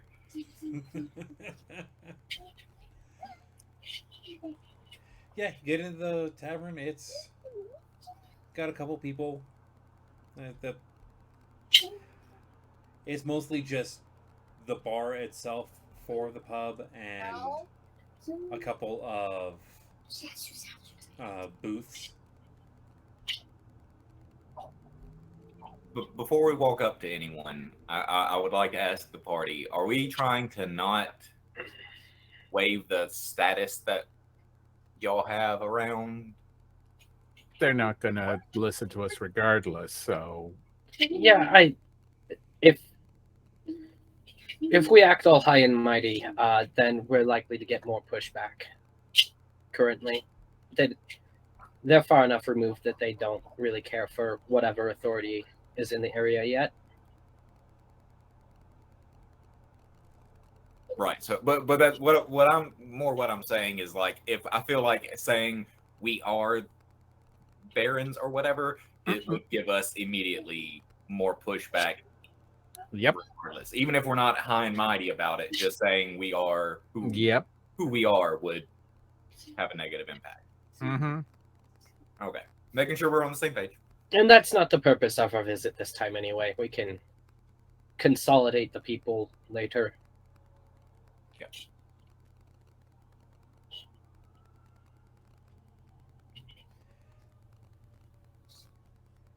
There is a human woman behind the bar.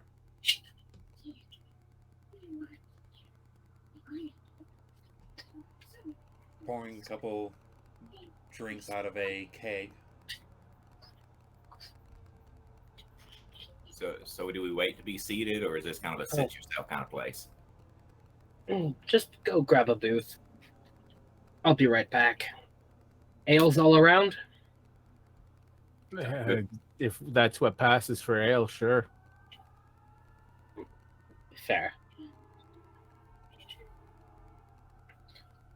I walk up to the bar and pardon me, lass. Yes, how can I help you? Yeah, I need 6 ales, and we're just passing through. But is that grumpy old gnome at the dock always like that? Magala is a bit of a pain in the ass, yes. Does he have a reputation for being a fleecer?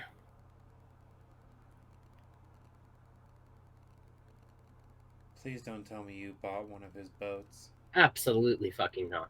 Good, because he doesn't own any boats. Huh.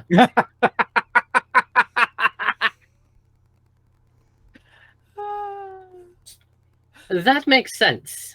Does he take the dock fee, or is he just sitting on the dock asking for money?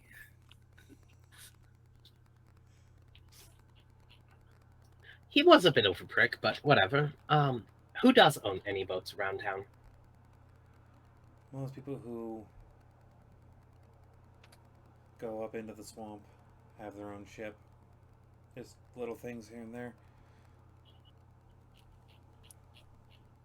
You know of anyone who has a couple looking to make some coin?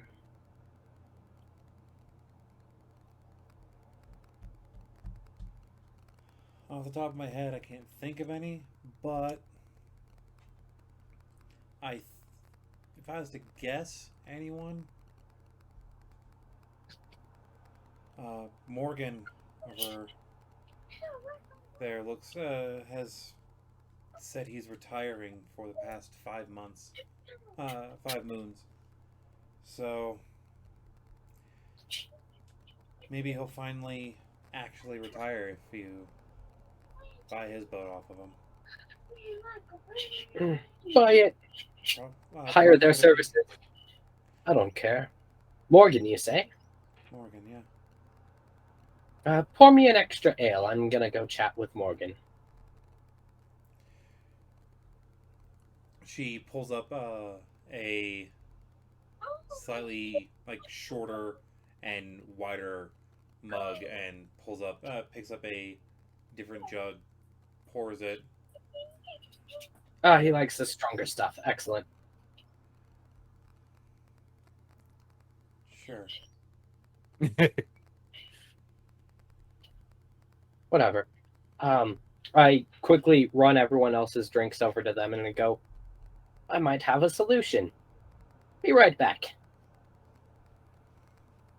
And I take my mug and the one she poured for Morgan and go sit across from him. As a note, she would have mentioned that each mug is 2 copper. That's 12, 14 silver, or 14 copper. I just Silver. I put 3 silver down on the counter. Thanks for the information too. She looks at the 3 silver and then at you and pops them into her coffer. Morgan is also a human and fairly old.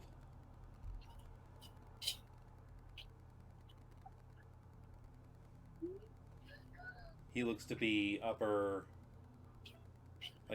mid to upper 70s.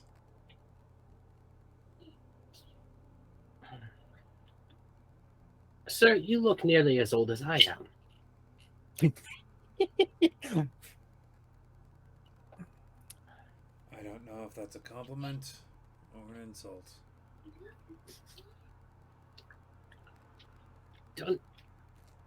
Neither.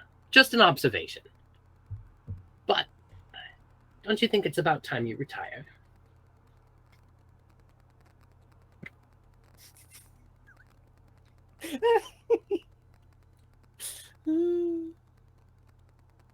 She tell you to fucking tell me? She might have mentioned something, but that grumpy old gnome left a sour taste in my mouth, and I feel like the rest of the people in town might be a little bit more honest.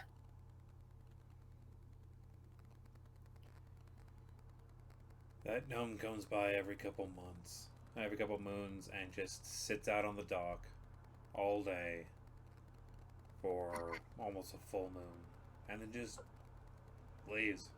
I really should have poisoned that flask.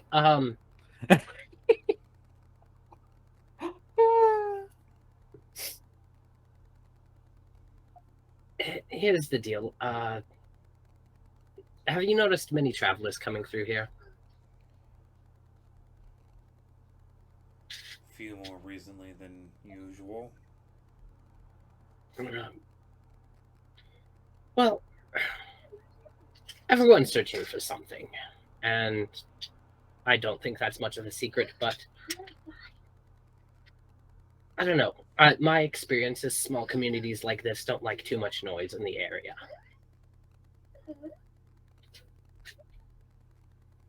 And what does this have to do with you telling me to retire? Do you want a nice, quiet, comfortable retirement? Or do you want to keep working? Either way, I have a proposal for you. What I want is mostly to be left in peace, but I think that's out of the question. What do you got? Well, if you've got any boats to go upriver, I'd like to buy them off of you. Or if you want to be a guide, I'd like to hire you. How far in are you thinking of going? Uh, most of the way up the river. There's some ruins up north that we're interested in. So you're on a death trip. Okay. I have a spare boat.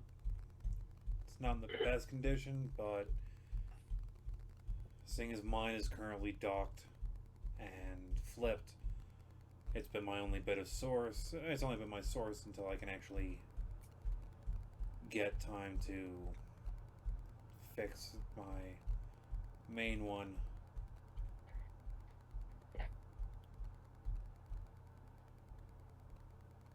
How's this? You pay me 100 gold. It's yours. If you bring it back, I'll give you 25. Oh, that sounds like a fair trade. That way, when you die, I at least have something that can keep me going for a while.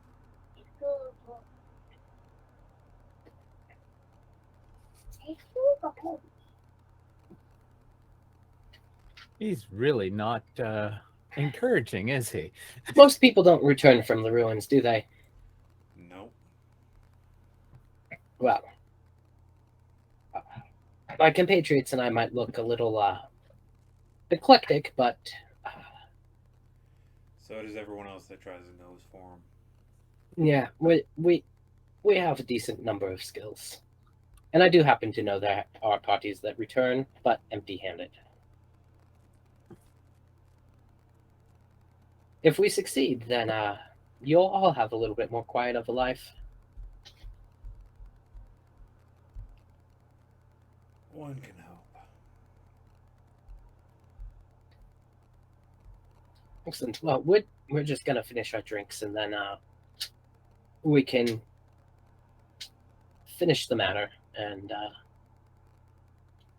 rent your boat off of you.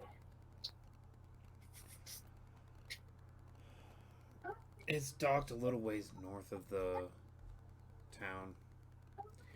You can't miss it. Any identifying features?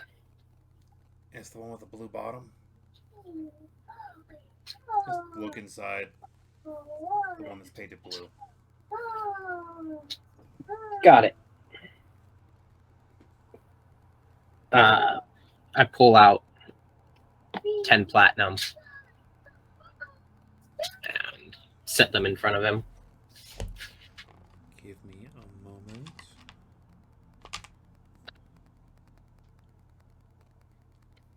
He's never seen coins like this before. Will he know?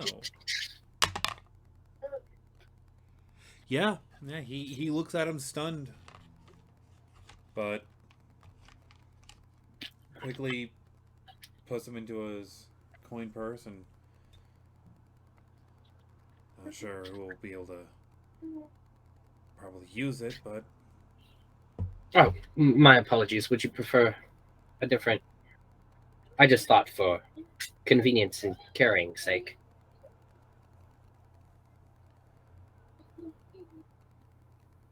most things around here don't cost higher than a couple silver. But you weigh out the silver enough, and the gold starts becoming the coin amount. Oh, well, here. I kind of turn around and I dig in my coat and I make a couple pouches, one with like 50 gold, and then a much heavier one with actually no, it'd be about 70 gold and then about 300 pieces of silver. Would you prefer it broken down? Make life a little easier. All right, I'll trade you. Puts the couple coins back. And when you put down the large sums of money,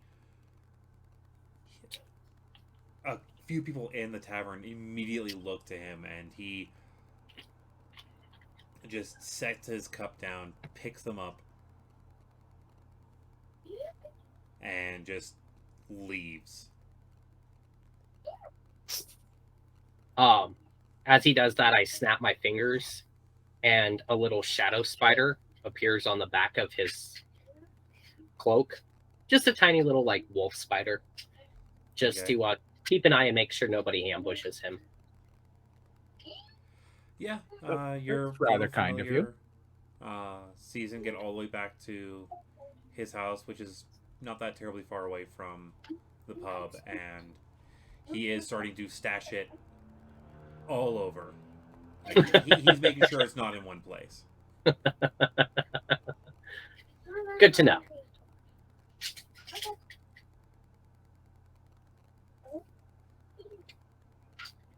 And last thing that your wolf spider sees is a woman scream and then hit him with something.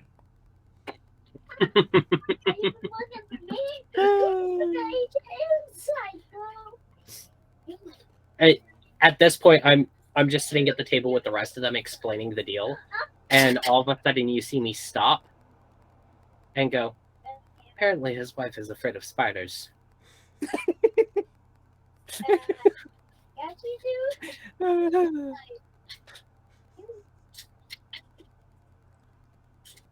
He's gonna have a very sore shoulder in the morning.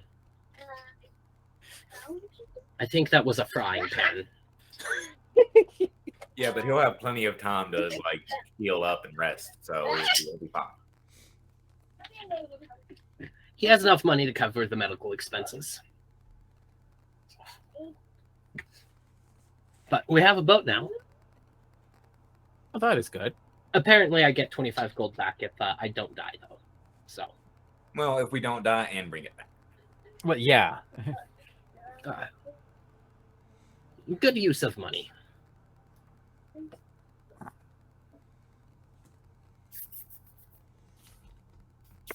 To be honest, I really didn't like the idea of trudging all the way through the swamp. We're going to have to trudge a little bit, but...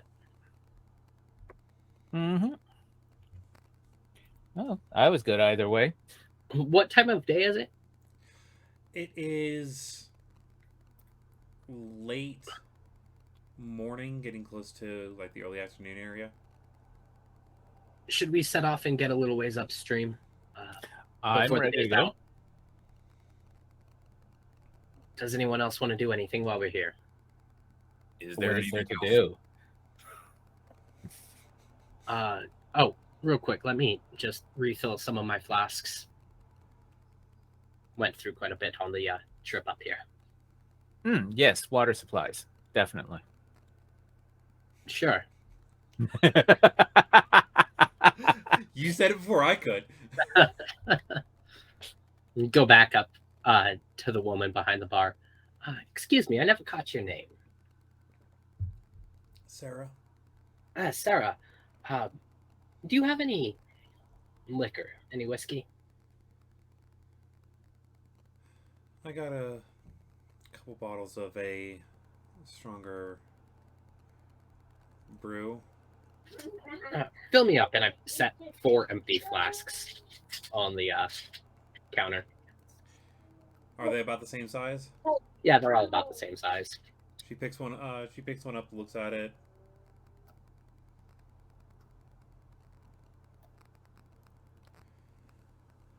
It'll be 5 gold.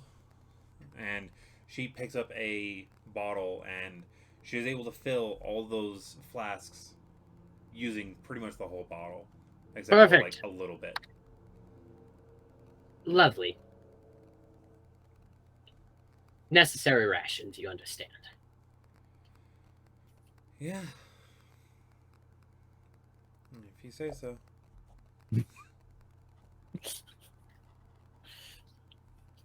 Yes, I am an alcoholic. Cheerio. Let's go. And off we go. So you I'd get say down in to the wild blue yonder, but I think it's more green. Yeah. You get down to the dock areas, and there's a few boats just around. A couple of them are pulled out of the water, and are in various positions, and when you get a good bit farther into the northern part, you see that there is a flat bottom ship that is flipped over on a pair of easels with some materials nearby it. And then in the water, not that far away, is a boat that looks like a pot of blue ink has been spilled on the inside. Yeah, looks like it was accidentally painted blue. Yeah, it looks like it's been smeared, like tried to clean up, and then just made a uniform as best as someone could try. Before we set off, I take a look at the flipped over boat. Are there any like smaller areas that just appear cracked that need fixed? Not really. It looks like whatever did this, did this boat in recently. It's going to take a bit more work than mending can do. Yeah, I didn't want to like completely fix the boat, but just a couple like smaller areas. Yeah, it looks like most of the smaller areas are finished. Okay. Well, there goes that idea. And then inspect our boat and see if there's any small areas that might become bigger areas. No. No? Okay. It just looks like it's been scuffed a bit. But Used. it keeps water out. And when all of you pile in, it's fairly low. But it's still got a couple inches of clearance before starting the capsizing process. Well, I will gently lift off then, and I'll keep aloft. Yeah, so with it just the 5 of you, it is a lot better off. All right. Well, if it starts sinking too much, I'll just freeze the water around us. All right. Give me a... who's going to be steering the boat for the first bit of the day?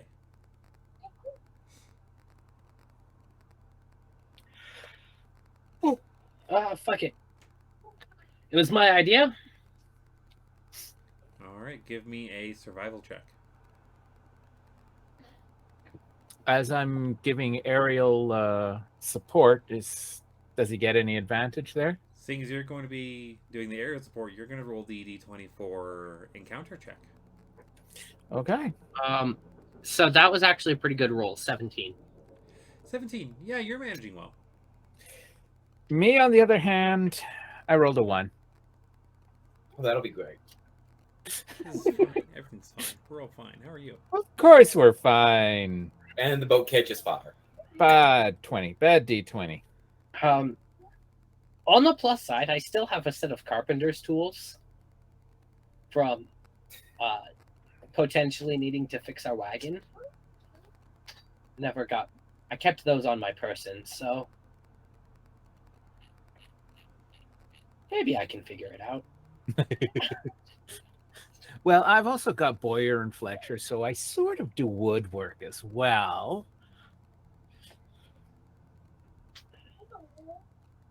Come on, where are you?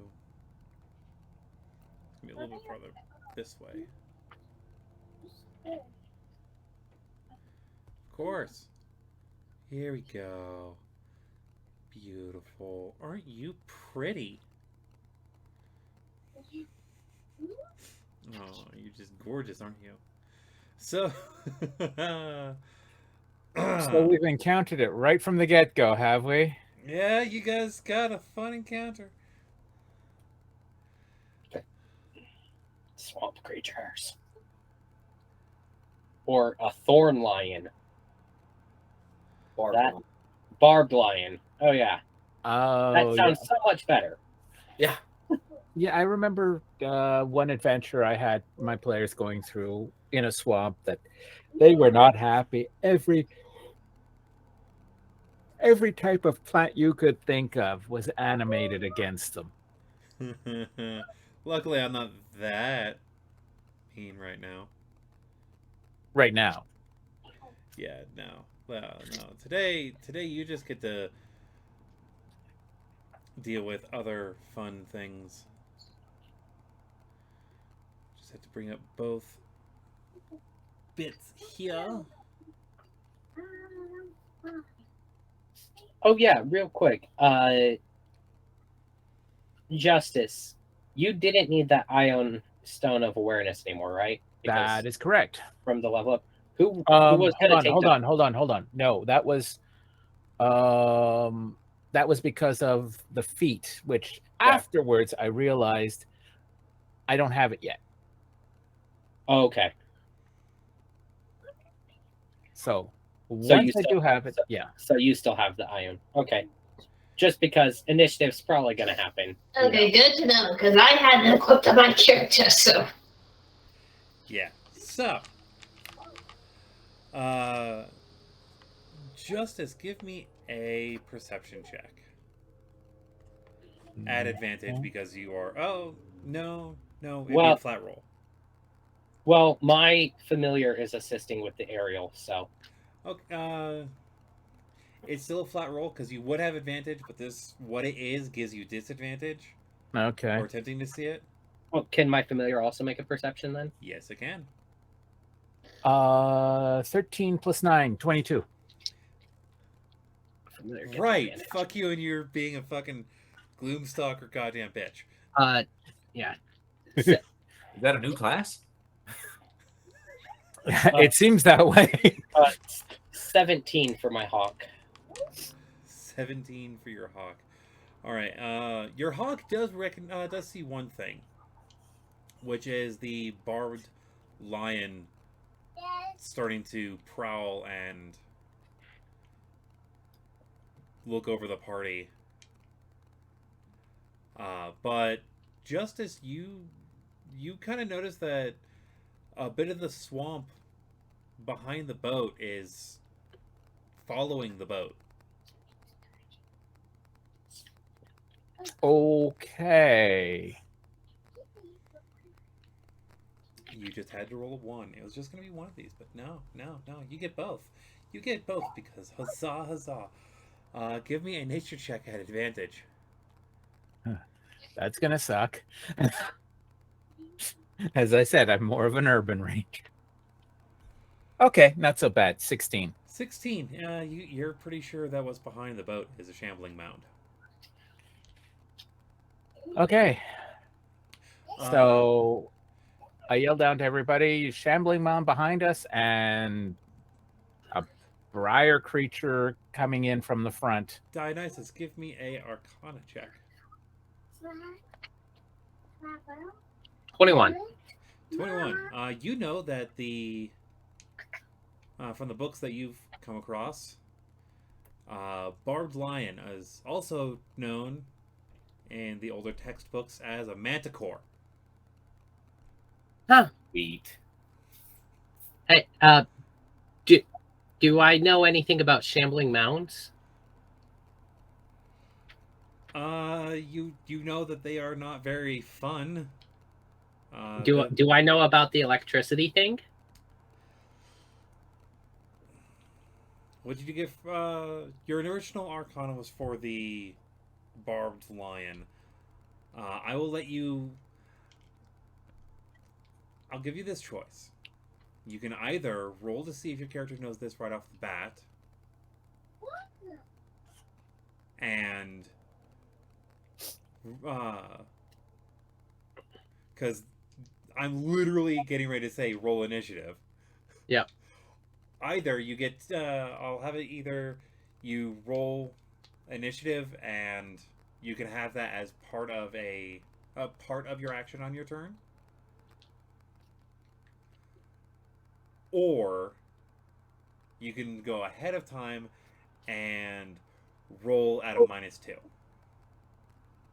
I'll take the -2. I'm being nice and saying that you don't have to worry about disadvantage. Nope. I do not know about that. with Shambling Mountains, so I don't say shit. All right, and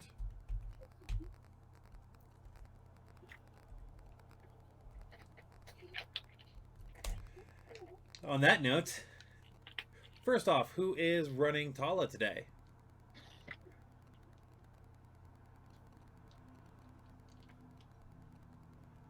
Me, I guess. Okay. So Tala will go at the bottom of your initiative Okay. Okay. because that's how the retainers work. And on that note, roll initiative. Oh, geez, a natural 20. Oh, sweet. Don't forget, Dionysus, you have that negative. That's fine. I still have a really good initiative. Oh, I know. Ooh, 20. Computer set lights to full. Okay. Needed that. All right, 1 second. It's not worrying at all. Nothing, my stuff. Okay.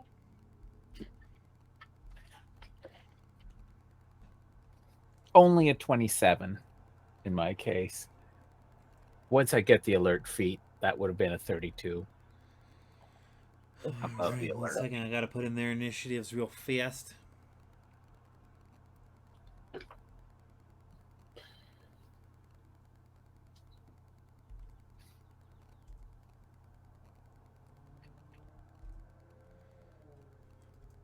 Actually, I'm gonna use that as the break point. All right, and then let's see here.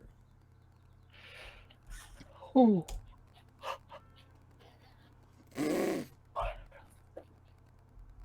All right, so who got above 20? Yep. 27. A20. By the gods, man. And then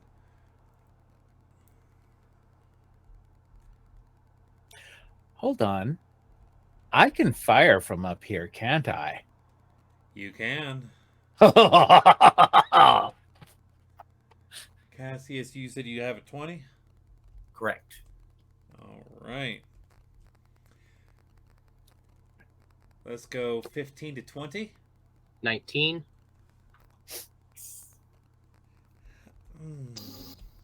I rolled a natural 17. I have a +4 to my initiative, so instead of 21, I got a 19. It's still really good. Yeah. And let's see here. 10 to 15. 12.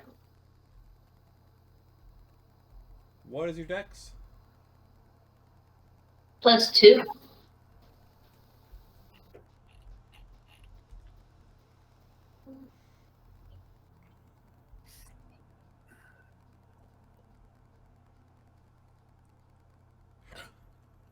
Why? Why, brain? Why?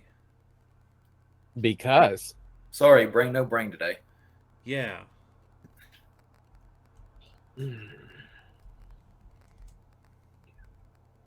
Mind no brain and brain don't mind. All right. Sorka, what did we get? 3. Yes. Okay. I'm well, okay with that. Yeah, support classes. What is your dex? Oh, geez. My dex is a 15. How? Okay, so it's not at the bottom. Oh my god. Okay. So.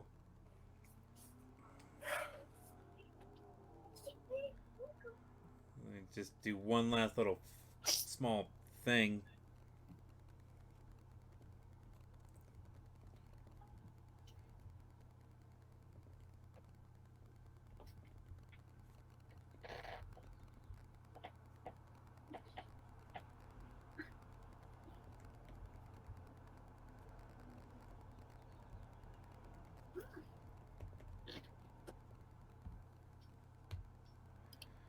Okay.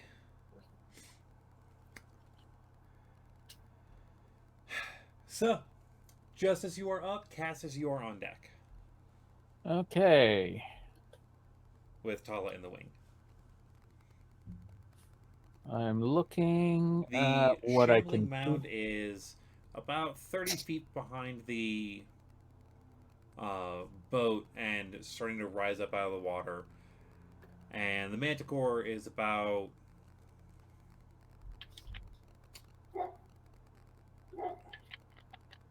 40 feet off to the side. Okay. Do I notice the tail on the manticore? The fact of it's a barbed tail. Yeah. Yeah, you saw with your perception, you saw a shambling mound in the water of a Yeah. swamp. So Point taken. Yeah. Would I know that that's a ranged weapon? give me a. You're not gonna like me for this. Give me a nature check. 14. 14. I'd say you're confident that that you believe that it could probably fling those things. Okay. So keeping my distance, because well, sharpshooter.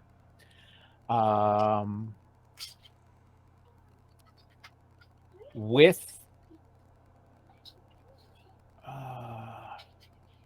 does it look like it noticed me? You're not sure, Well, I'm but it gonna is give looking thoroughly at the boat for the most part. good. So then, favorite foe, sharpshooter. Plus on top of that, where is it? Dread ambusher. You're getting a So- bunch of fucking bonuses, and then you're gonna do a shit ton of damage. I got it. Fucking roll your Bingo.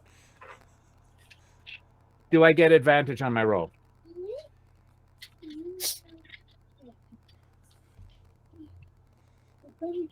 I'd make sure I'm about 80 feet up if I can still see it clearly. You get advantage on your roll. I get advantage on my roll. Ag. There you go. I'll just roll a second one. 16, 8. Oh, 18. Yeah, so 18. You don't Plus have to do what? math on top of it. Fucking Yeah. 18 hits. Okay. So that's 2d8 plus a d4.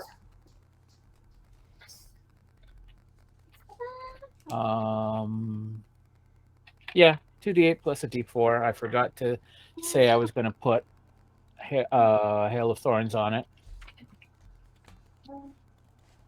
So that's 9, 12, 22, 27 points of damage. Do I get... Yes, I would have gotten my... it's another 27, 31 points of damage. 31 total? Yep. Not my best roll, but a decent one nonetheless. It's still standing. It Mhm. doesn't look happy, but it's still standing. Okay. And next roll to attack. Does a 13 hit? A 13? No. Damn. Okay. The Second one goes second into the arrow water. is like batted away by one of its wings. Okay. Shit, it has wings? It has wings. Fuck. Oh, damn it. You would think I would have noticed that with my perception. I thought you knew what manticores looked like. Completely escaped me. Yeah, no, yeah, they have wings. Yeah, I'm going to have fun. Yeah, you are. Cassius, you are up with Tala right behind you, and Dio, you are on deck. I will be right back. So Manticore is 40 foot away. Manticore is 40 foot away to your left, and Shambling Mound is 30 feet away behind you. So is that 40 foot of water? There's about 15 feet of water. If you guys, because I'm assuming that you guys are going like roughly middle of the river. Yeah. Yeah. So it's about 15 feet on both sides of you to get to either shore. Okay, so that would be 30 foot of movement to get to the shore, 30-foot movement to get to the shore. and then I have 10 more foot. Because I have 40 foot of movement, so I have, Yes. yeah, that'd be. You would just be able to get. No. You, Mhm. no. I can only, a total, I'm just moving 25 foot. But it costs 40 foot of movement. So yeah, I'll do that. Actually, yeah, and then I guess I'm going to use my action. Let me make sure I don't have anything else. No. I will use my action to dash up to it and bonus action rage. All right. Before I jump into the water, I look at Tala and say, "Hold on, hold the fort." And I look at. I guess Tala will hold an action in case anything comes close. All right. Does the fearful strike for Tala? Does that have to be on his turn? It is a action on his turn. Okay. You call out using the fearful strike before making your So he can attack. hold the fearful strike. Yeah, it is officially called the terrifying strike. You have to just let me know that you're using one of his special strikes. He has 3 of them per day. Yeah, we'll go ahead and hold that then. Hold a terrifying strike. All right. And I guess he will get between, like, get to the on the boat, but as like whatever. I guess the stern, which is where Yeah. the mound is coming from, and that'll be Paul's turn. Sounds good. Dio, you are up. Manticore's on deck. Okay. So seeing Cassius leap off the boat, I stop the boat, stand up, and you see an orb of energy appear in Dio's hand that quickly splits. And he uses metamagic to twin the spell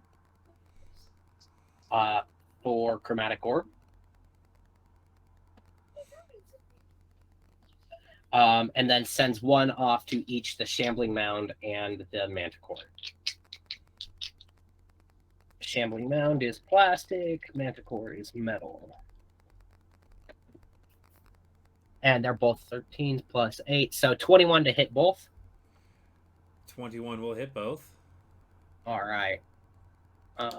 So that is 3d8, and it is going to be let me roll here on what damage he's going to do on this one. He hasn't used this too much. That is acid damage On both? on both. All right. So that is 3d8. 1, 2. No, that's a d10. That's a d8. So against the damage against the Manticore is 6 points of acid damage. I rolled 3 2s. Oh, Lovely. Against the Shambling Mound, though, that is much better. That is 17 points of acid damage.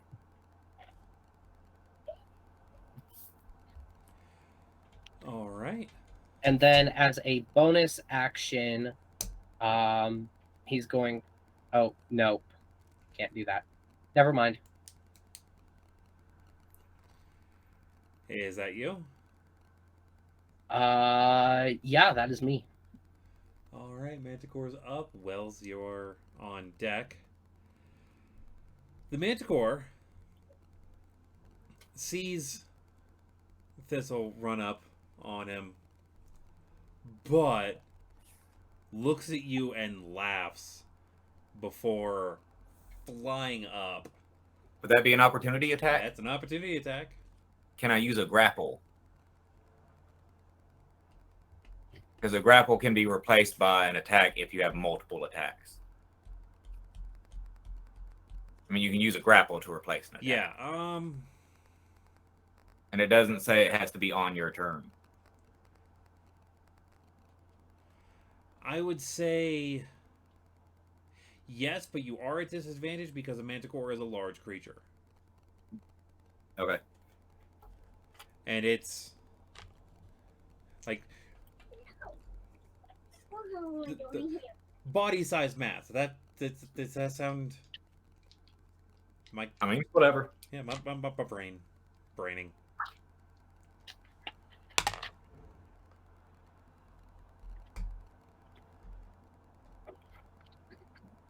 Fuck.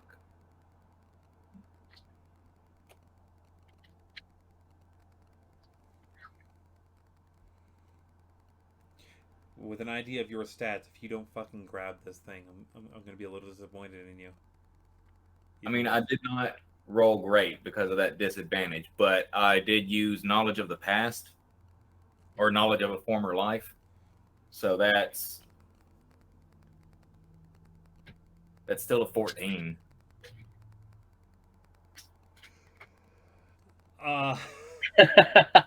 Yeah, you Hold on to a week. you grab one of its legs, and you have a hold of it. So it's going to, instead of fly up, it's gonna make some attacks against you. Yeah.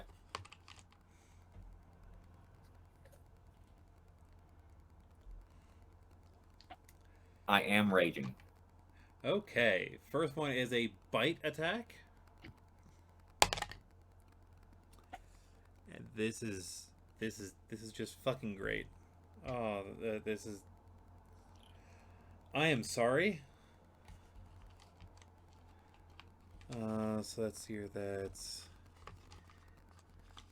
8, 9, 10, 11. So that's 17 cut in half to 8 damage. Because they got a crit.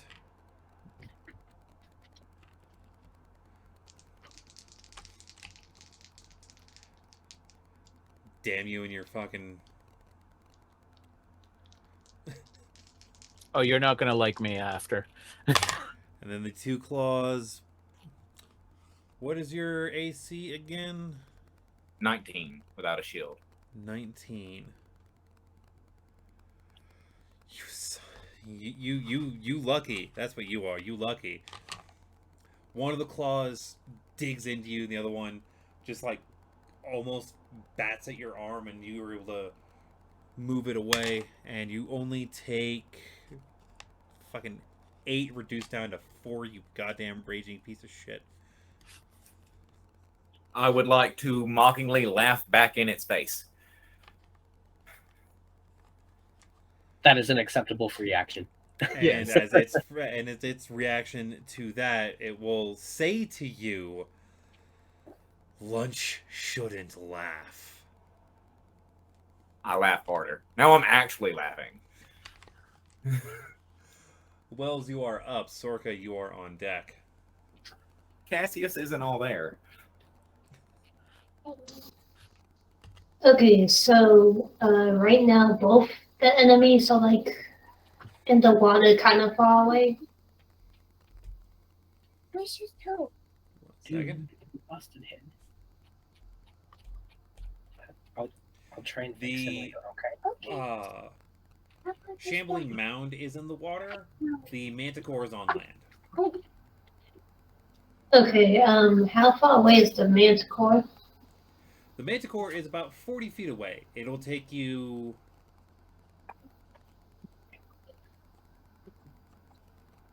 30 feet of your movement to get to the shore, though, because the water is difficult terrain. It's not super deep. Like, when you saw Cassius jump in, it came up to about, like, mid-torso, but it's also, you know, still swamp. So, like, as he dropped in, he just... Yeah. So, Okay. in movement, the Shambling Mound is closer at about 40 feet of your movement. Sorry, not 40, 60 feet of your movement. Because it's 30 feet behind you. Okay. Then yeah. Wells would move 30 feet towards the Manticore, and So the Manticore is, 25 feet away now. yeah, about 25 feet away from you. And you're at least on the shore.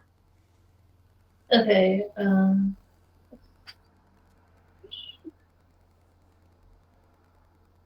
Okay, bonus action. I'll do the Hexblade's Curse on it, All right. and then.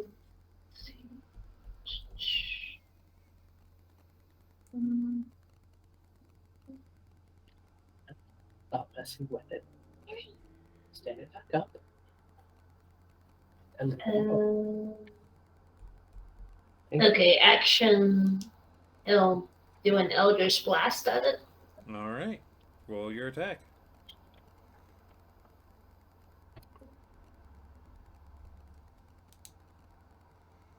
So that's.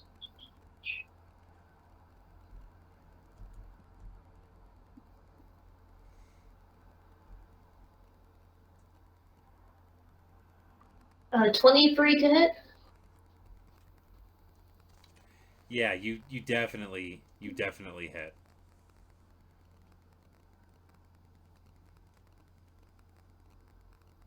I'd be worried if you didn't. Right? First beam does 12 damage.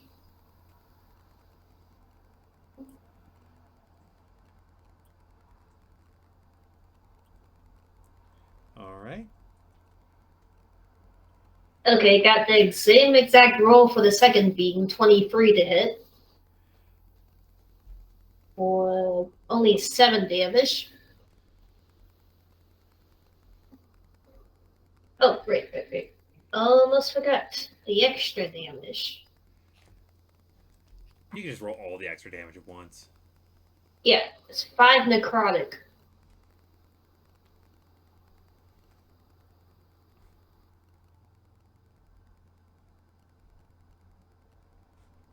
And then that'll be it.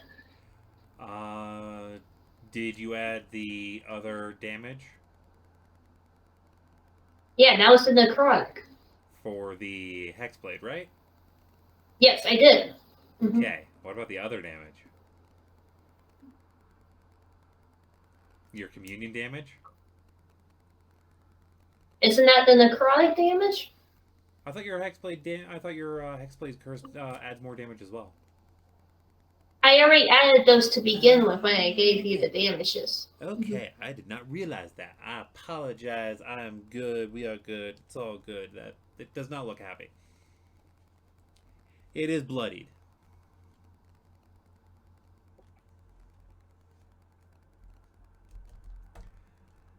Is that it? Yeah. All right. Sorka, you are up. The mound is on deck. Okay, well, I see everybody else going for the Manticore. I'm gonna probably it's no matter where I am on the boat, it's still within 60 feet of me. The Shambling Mound? Mm-hmm. It's about 30 feet from you. It takes 60 feet of movement because it's. I'm not. No, I don't need to move. I'm not getting out of the boat. Oh yeah. I'm not getting. Definitely. It is definitely 30. It is definitely within your 60 feet of bullshit. Okay. You So, think that you need this water. I would like it to make a wisdom saving throw.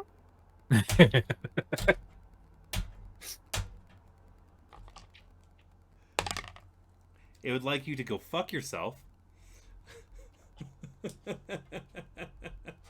Okay, does that mean that I get to? I rolled a 3. Okay. I'm just making sure before I roll. Fuck you. And it's going to take 11 necrotic damage and hear a big bell go off on over its head.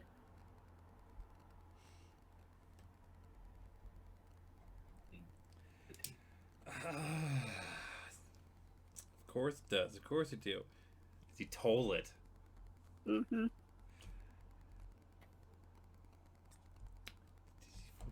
Why? Why? It's just a shambling mound. All it wants is food.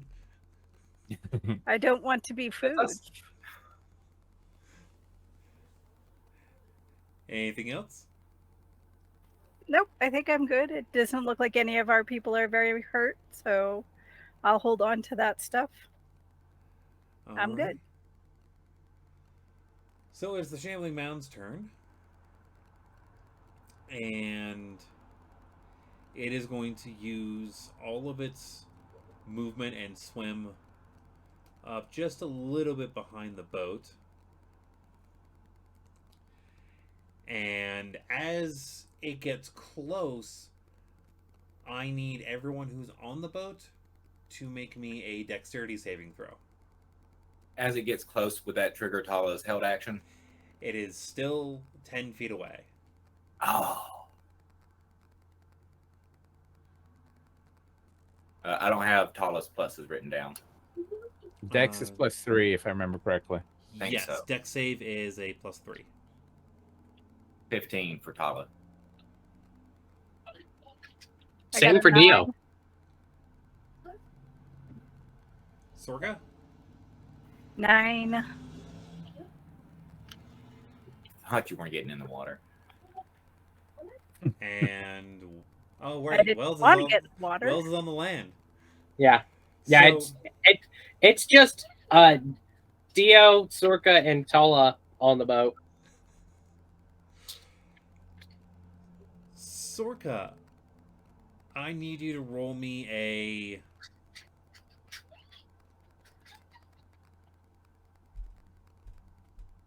D4.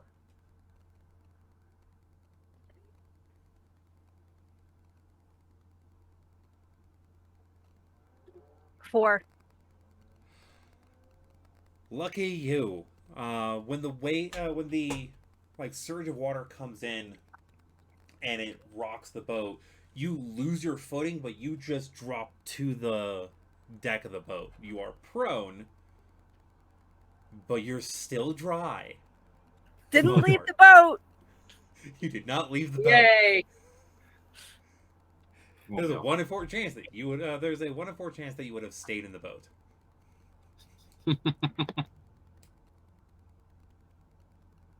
Okay. Anything else the Shambling Mound doing? The Shambling Mound is not able to do anything else. Justice, do your bullshit while Cassius figures out what he's gonna do to this fucking Manticore in his turn. Well, that's the whole thing. Because Cassius is within 5 feet, I get my sneak attack. Roll your bullshit. Fucking Gloomstalker Ranger Rogue combo. Sneak attack is great. Doesn't necessarily mean advantage, but No, as long as I don't get disadvantage, you're good. yes. You have a ridiculous plus to hit. So I am just to, if it's grappled by Cassius. No, that's specifically one creature. It says next creature hit. Okay. So regardless, I'm going to do this. At second level, ensnaring strike on the blah blah blah on the Manticore. Yes. Would I have advantage or not because it's being grappled currently? You do not have advantage. I believe that'd Okay. only be if it's pinned. Okay. That's okay. I So believe with grapple, its movement is just 0. yeah, so a 21 to hit. Yeah, It with hits. grapple, the movement is just 0. That's all that happens. Dum dum dum. Oh, I need a third d6. Give me a second.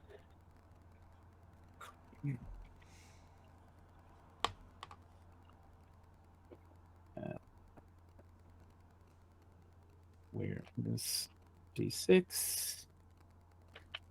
Okay. Oh, there it is. So 3d6, 1d8, 1d4.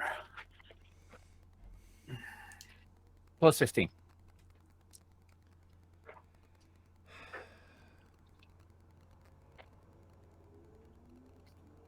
I will get better with encounter design, I swear. 14, 20, 25. Plus, I think I said was 15. Yes, 40 points of damage. And it needs to make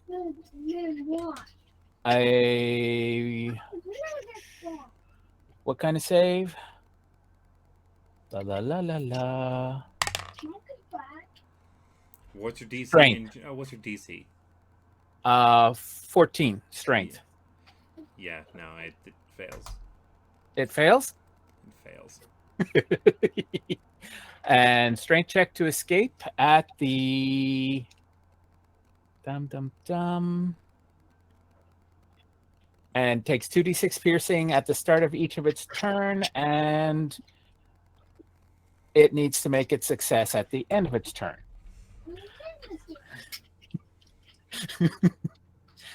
Oh, yeah, second attack.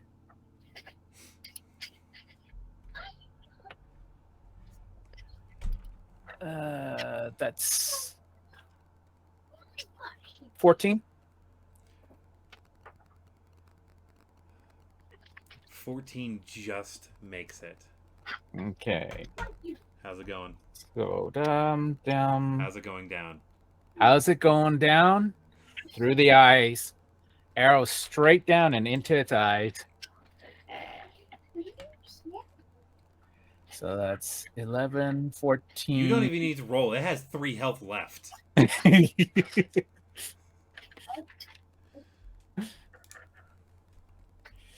Well, Yeah, Cassius, you see a arrow first like pierce into its back, and then as it hollers out in pain and looks up, an arrow screams down and just burrows itself into its face, into the eye, and it just lets out another guttural scream before dropping to the ground dead. I guess I don't have to maintain concentration on that spell. No, you don't. Cassius, it is your turn.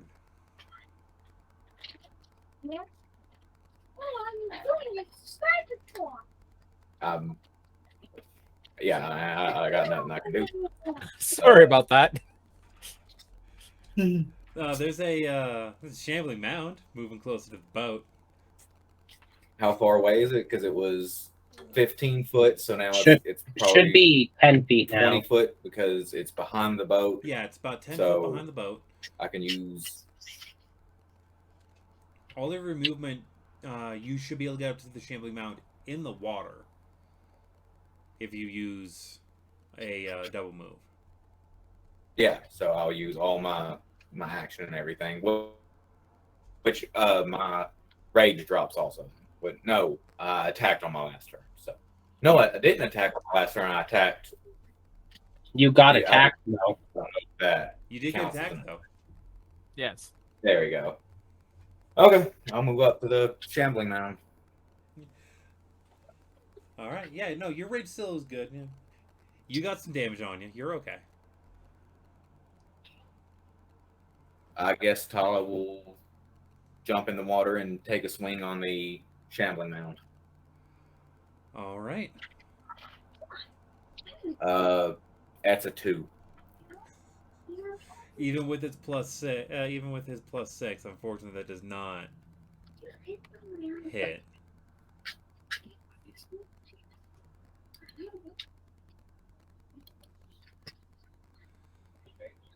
All right, so that is Tala and them. Dio, you are up.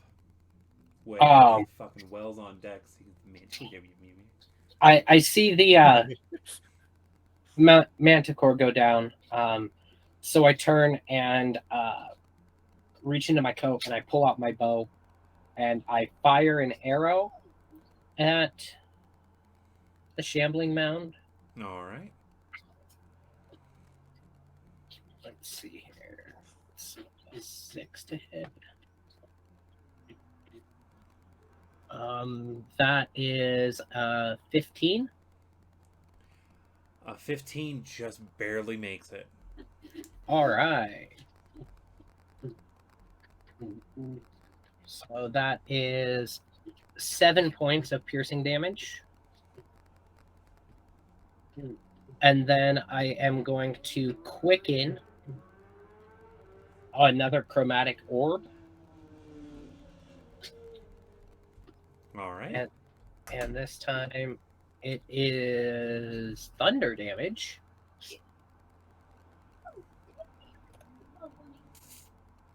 Just had to get lucky on that one, didn't you? I've been rolling a d6 every time I do a chromatic orb. Oh, I know you are. Just get lucky. And that's another 15 to hit. The 15 hits. So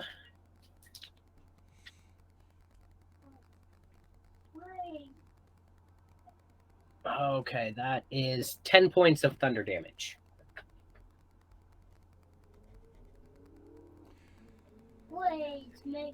It is still not doing the best, but All right. That is the end of my turn. I'm not moving anywhere. all right. Wells, you are up. Sorka, you are on deck. How far away is the shambling mound from me? It is about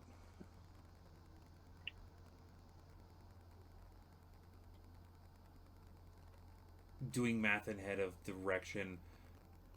It's about 40 feet away from you. They take about 80 feet of movement to get to it. Because you're going to have to trudge through the water again. Okay, if that's the case. Yeah, I'll just stay where I am and then do an Eldritch Blast at it. All right. Roll Does yourselves. Does a 17 hit? 17 hits.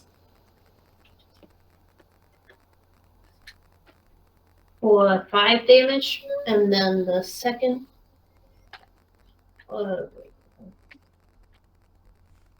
With another 3 necrotic damage, and yeah. I'm guessing an 11 misses? An 11 unfortunately misses. Okay, then yeah, that's it. All right. As you form up the... I forget, what do your Eldritch Blasts look like? I think basically it pretty much... Because you get to flavor them a little bit. Yeah, I would say it's pretty much, if I remember the last time I did it and described it, it was like either like a black or red beam coming from the actual like diamond in the sword, the ruby in the sword. Yeah. Yeah, it's like a blackish, reddish bolt fires out, and like just a little bit before it would make contact, it turns kind of into like a knife. All right, Sorka, you are up. The mound is on deck. I'm going to go ahead and stand up, Okay. and I need another wisdom saving throw. How about... It passed! Holy crap, I don't know. Yeah, wow. Okay. My eyes will just flare.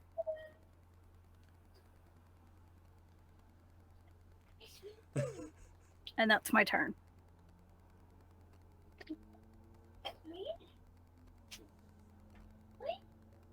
One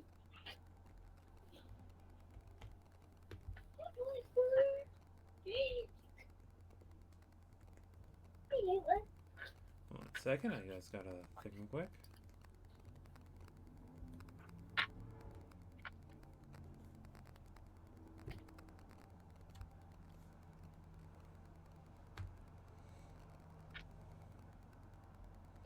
Alright. Yeah, we can tell. Sorka is not happy. So the shambling mound. Nothing up close has hit it recently, but it has two things next to it. It's going to go after. It's going to be high or low. And it's going to make 2 swings at Thistle. Almost got it. Ow. Okay.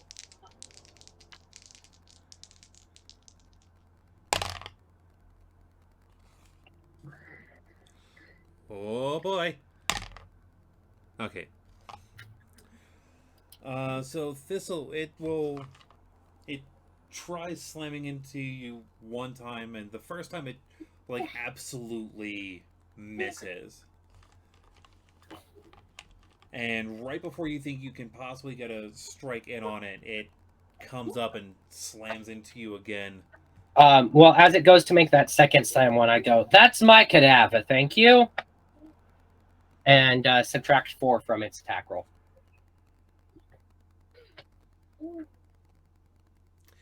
Cassius, what is your armor class again?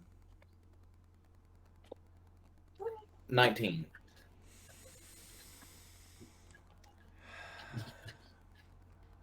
As the Shambling Mound starts doing that swing, you hear the words from Dio just roll out, and like they just make you shift just a little bit. Oh yeah. And the mound just moves right near you. That's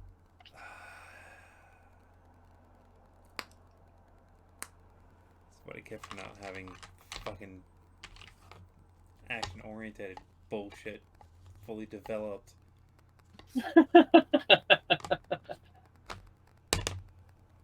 I've got them. I may as well use them. Yeah, I know. Fucking Justice, you're up. Kazis, you're on deck. I'm up, am I? You're up, are you? Okay. I said I was up 80 feet. Yes. I only do 30 feet flying. Okay. I'm angling my way down to the Manticore, but I will take my shots at the Shambling Mound.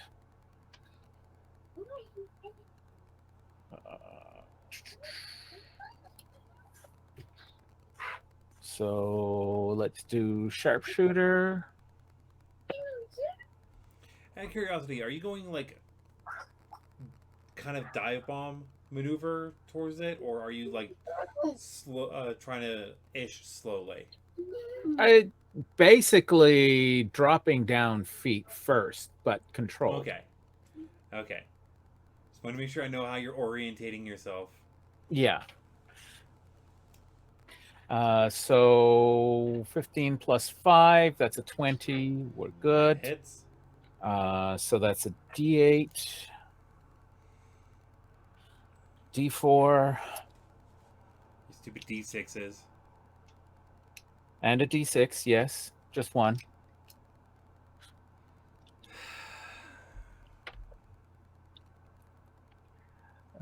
So that's 11, 15, 30 points of damage.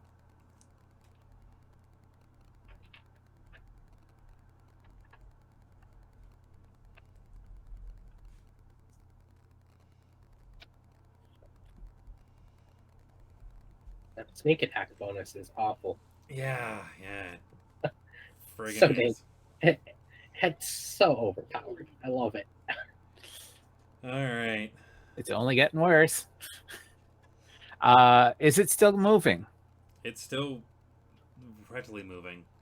Okay, good. So then I shoot a second arrow at it. Also a sharpshooter. And I miss. What'd you roll? Total of 9. Was it a nat 1? Nope. Okay. It's all the worry that we worry about. Yeah, I know. You would have definitely heard me cussing at that point if it was a 1. All right, Cassius, you are up with Tala right behind you and Dio on deck. All right. First attack.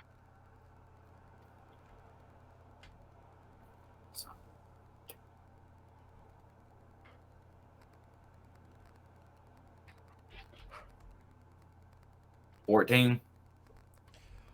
14 just barely misses. Like you're pretty sure you like hit the body of it, but it's not properly connecting the way you'd like it to. That is 17 points of damage. Well, I was trying to do a narrative way of saying you like hit a stump instead of like actual body. Its AC is 15. I'll give you flat out AC is 15. A narrative way of like you can hit plate mail, but it doesn't mean that you did anything. I was trying to be narrative. I apologize. That is on me. The second attack was a natural 1. Was Oh, a natural shit. 1? Yep. Roll me a d20.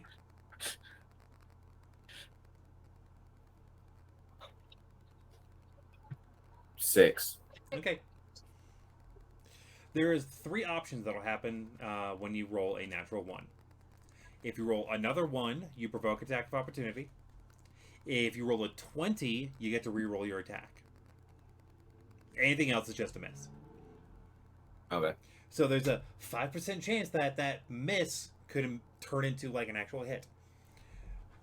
And if you roll another 20 after that, If you roll a natural 1 and then 2 20s in a row, the luck is on your side. I don't know what to tell you.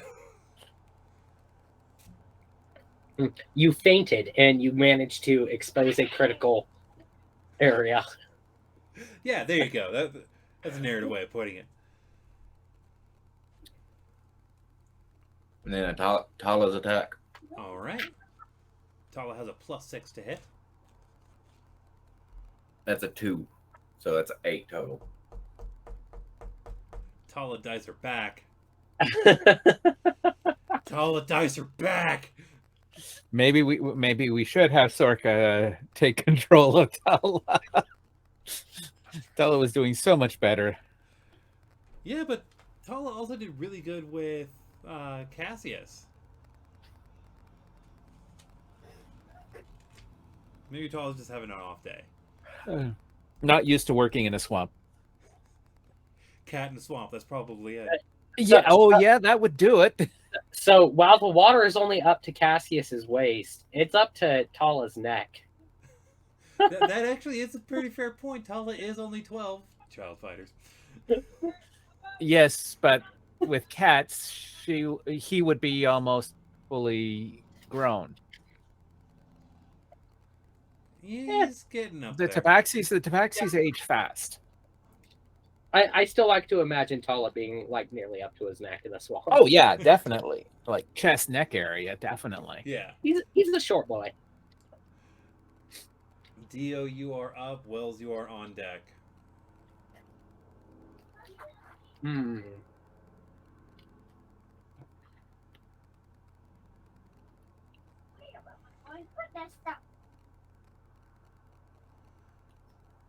What am I gonna do?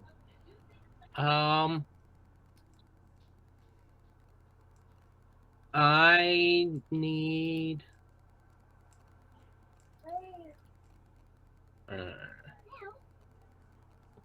You know what? Fuck this. I reach out again. And I'm upcasting to 3rd level this chromatic orb. Okay. What damage is that?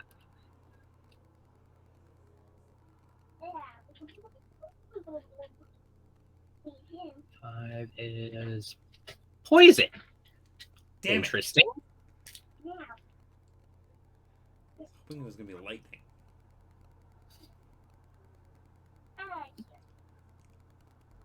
Poison's an interesting one. And that is a 16 to hit. 16 hits. 16 hits. 1, 2, 3. Oh, okay. 14, 22.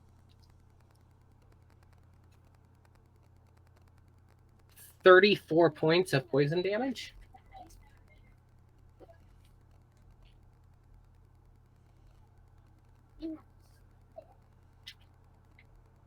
I rolled really well on that one. Yeah, you did. Ow. He's looking very unhappy.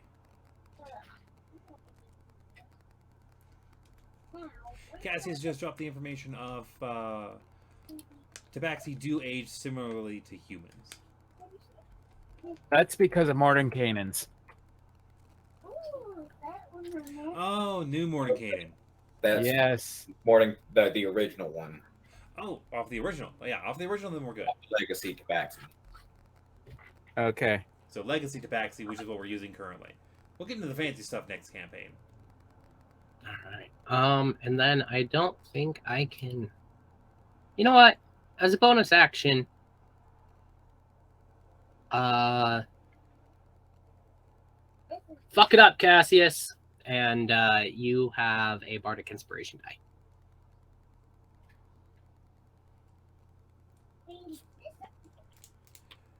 All right, Wells, you are up. Sorka, you are on deck.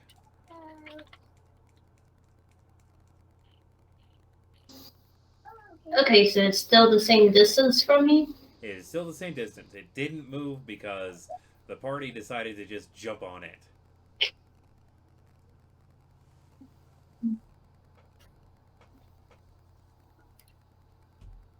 Okay, yeah, I'm just doing an Eldritch Blast at it.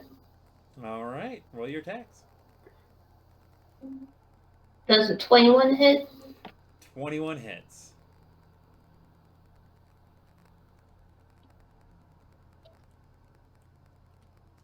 For 9 damage and 4 necrotic.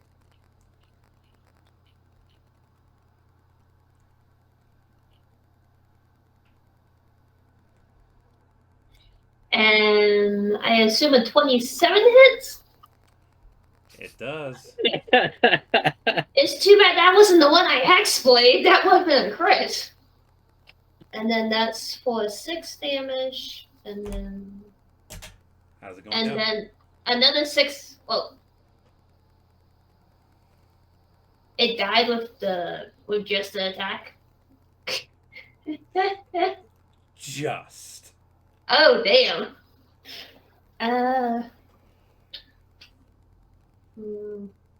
Probably right through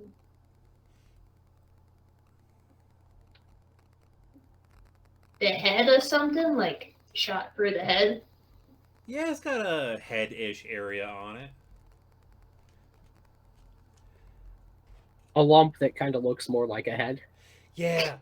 So as you send out your 2 Eldritch Blasts, the first one splashes off of the upper part of its head, exposing more of like a root conglomerate, and then the second one just rips right through that, and it lets out like a horrible squelching sound, and just sloshes into the water, getting majorly lost from sight.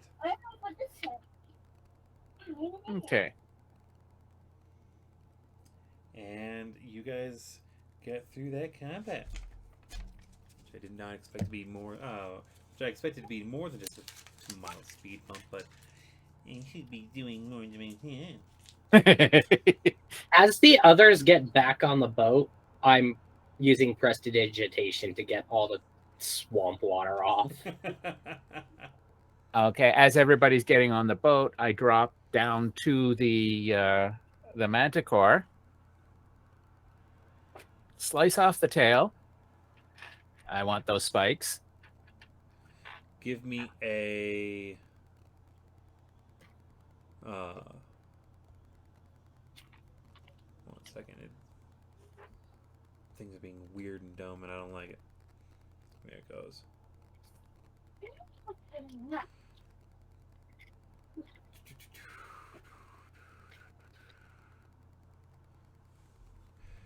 Give me a survival check. Add advantage because you are a hunter. Thank you. That made a big difference there. That's an 18. 18? Yeah. Yeah. You're able to get the tail off. Okay. Also looking to see. Dio, do you know Yeah. of any use for manticore blood? Let me think. Would that be Arcana? That would be Arcana. As a note, you have another person who has a bit more of a study on that. Of Oh. blood? Well, of study stuff in general. You have a person Yeah. who has. Sorka, Sorka. can you help me think of That'll who's, help you. what's your plus to Arcana? 5. I'll help you. Mine's +4.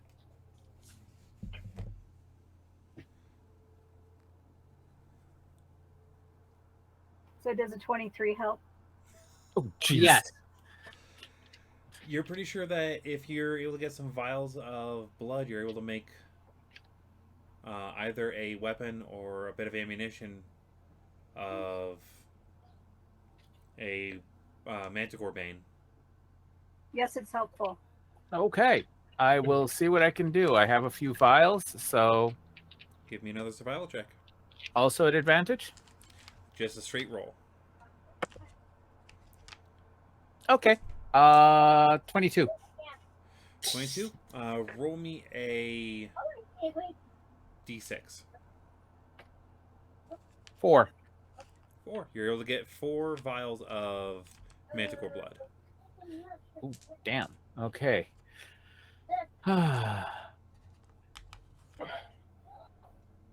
It's a good thing I cleaned my cauldron quite well. There's a lot of interesting things that are going to be going in that. Yes. Where do I have them? Okay. So I only have 4 vials left.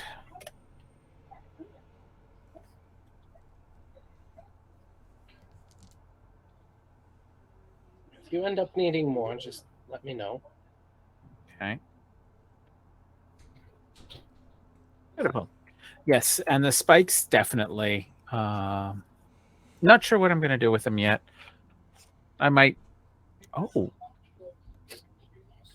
The irony of tipping, if you turn those into arrowheads and you run into manticores, Yes. the irony there would be amazing. Yes, I was thinking something along those lines. And of course, there's the ornamental.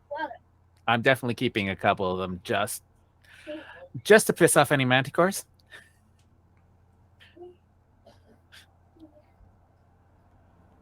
Should I tie my hair up in a bun and stick it in there? I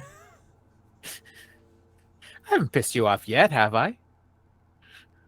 No, just for if we all wear like ornaments of manticores, maybe they'll leave us alone.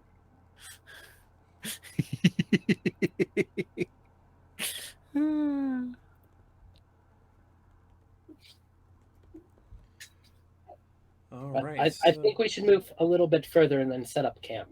I don't want to camp next to the battleground. Mm-hmm.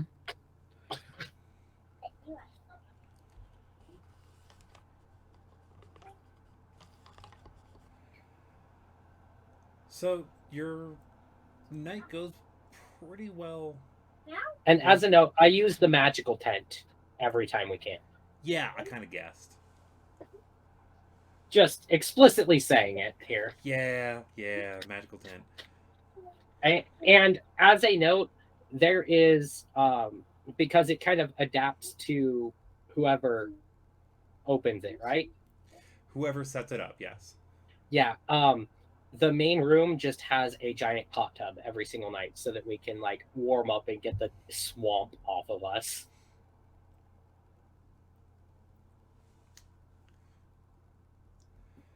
All right. It looks like a Roman bathhouse in the main area. Seeing as where you were initially from, yeah, that makes sense. Like Greco-Roman Mm-hmm. of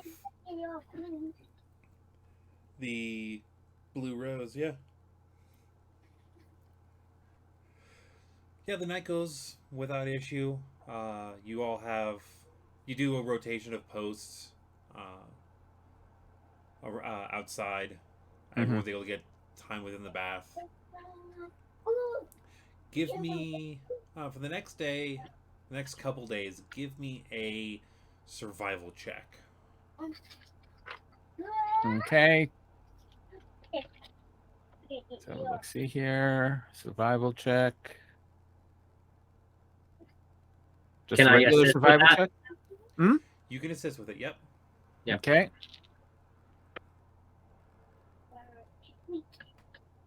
Dirty 20. Dirty 20. It takes you about the amount of time you thought it would to find like the edge of where these ruins are. As you're getting closer to them, you see in the water there are occasionally stacked rocks here and there, but as it properly gets close, you're seeing walls that have definitely been here for a long period of time. That the swamp is just incorporating. And at the end of, what do we say it would probably be 5 days? 4 or 5 days? Yeah. Yeah, at the end of the 5th day, because you take a little bit of extra time just making sure you're safe, and you're having to navigate through this area. You start seeing this very low building.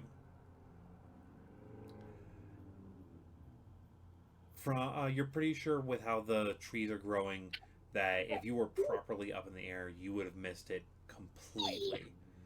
Okay. Vines growing all over it. The canopy above. I'm gonna go poop. Okay.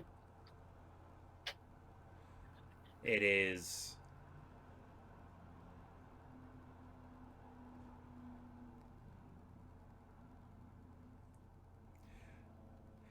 mildly distracted momentarily. This building is fairly large, but is fairly well camouflaged from just how long it's been here. Okay. When you're looking at it design-wise, think of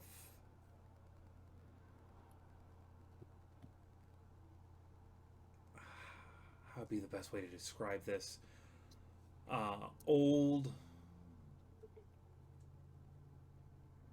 Aztec kind of design. Okay. Of a like very low building. It's maybe 10 feet at its highest point. Okay. And the front entrance is still a beautiful sight. The architecture is very well worn, but the statues in the courtyard are of various levels of decay. The ones closest to where you guys set your boat are just almost completely worn, vines all the way up. But as you get closer, you notice that the statues are looking more well kept. Before we go too far, I stop the group and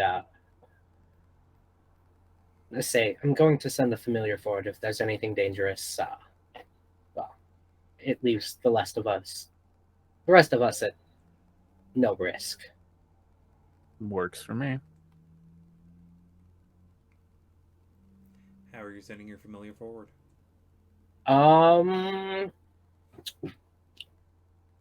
They are going to turn into an owl because they are a little swifter. All right. And I also just lightly put my hand on Sorka's shoulder and I send my vision into the owls. All right. The owl gets inside, and this front entrance area is massive. It is 60 feet by close to 100 feet. There are several doors on the left and the right. There are, properly mathed out, there are 5 doors on the left, 5 doors on the right, and at the far end, there are 3 doors. In this front room, you are seeing a lot more statues, and they're all most of them are placed on pedestals. The stonework is immaculate.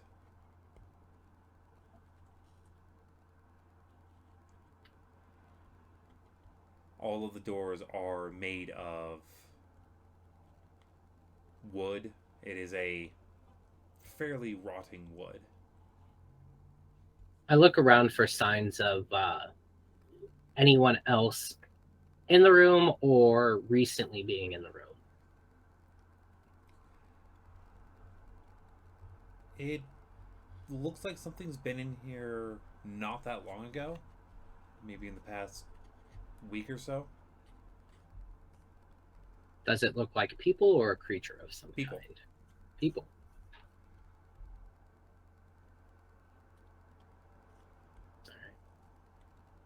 All the doors are closed? All of the doors are closed.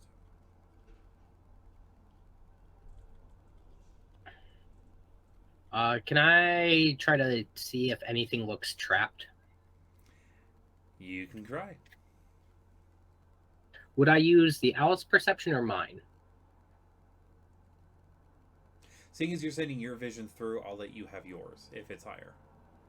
Oh, my perception's definitely higher, but I don't have advantage. The owl does. So if you want advantage, you have to use the owls. If you want to... I'll just use mine. Okay. That was a good idea. Natural 19 for a 28. 28. You don't see any traps in the area. Excellent. But you do notice that these statues are pristine to an eerie level. I have... Most of these statues are, as you're starting to see it, not in a like statue-esque standard position. I have the owl land on one of the statues.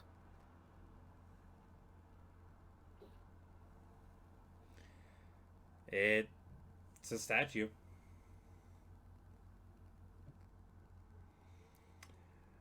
Give me another. Give me an investigation. That's what I need. That's seeing as you're investigating it. Investigation. Gotcha. 19. 19. This isn't a statue. or at least it didn't Didn't used to be a used to statue. be? Do I Oh, know shit. what can turn people to stone? Give me a history check or arcana check at advantage. Thank you. Arcana it is. That is a 23. You do. You know what it is. You can blurt it out. It's Basilisks in there? no. No. Oh, the other thing. Medusa or Gorgon. Yeah, a Gorgon. Yeah. Fun. So, Sorka, I steady myself on you for a couple minutes, and then all of a sudden my eyes pop back open, and I kind of take a step back. Well, I can see why many people don't come back alive. I think I know what happened to everyone that's come here. Oh, do say. Well, I didn't see it, but there's at least one Gorgon in there. Okay, and that means what to those of us who don't know these beasts? You see those statues? Those are the people that came before us. That will prove to be interesting. I'm going to be staying. They're extremely tough. They're very difficult to kill. And it's, correct me if I'm wrong, it's their breath? Nope. It's their gaze. Yeah. Try not to look directly at them. I will be staying in the air then. There's not a lot of room for flight. We'd have to send something in to lead it out. You're familiar? If I can piss them off well enough.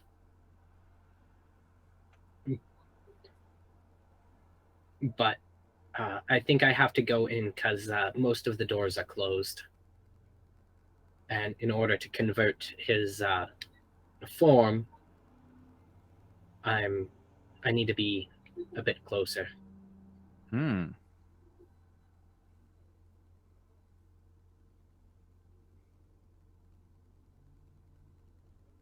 That's going to prove to be challenging. Sorka, do you have anything to deal with petrifying? Unfortunately, not. Oh, this is going to be good.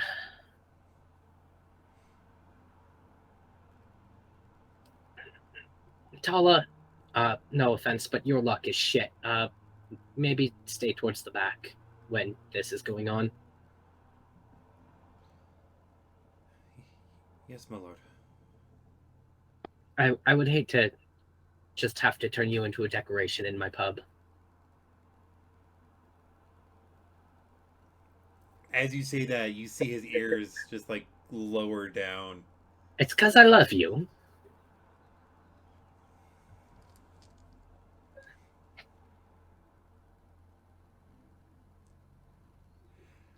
I think we're going to call it there. It is the top of the hour range of when we normally call it.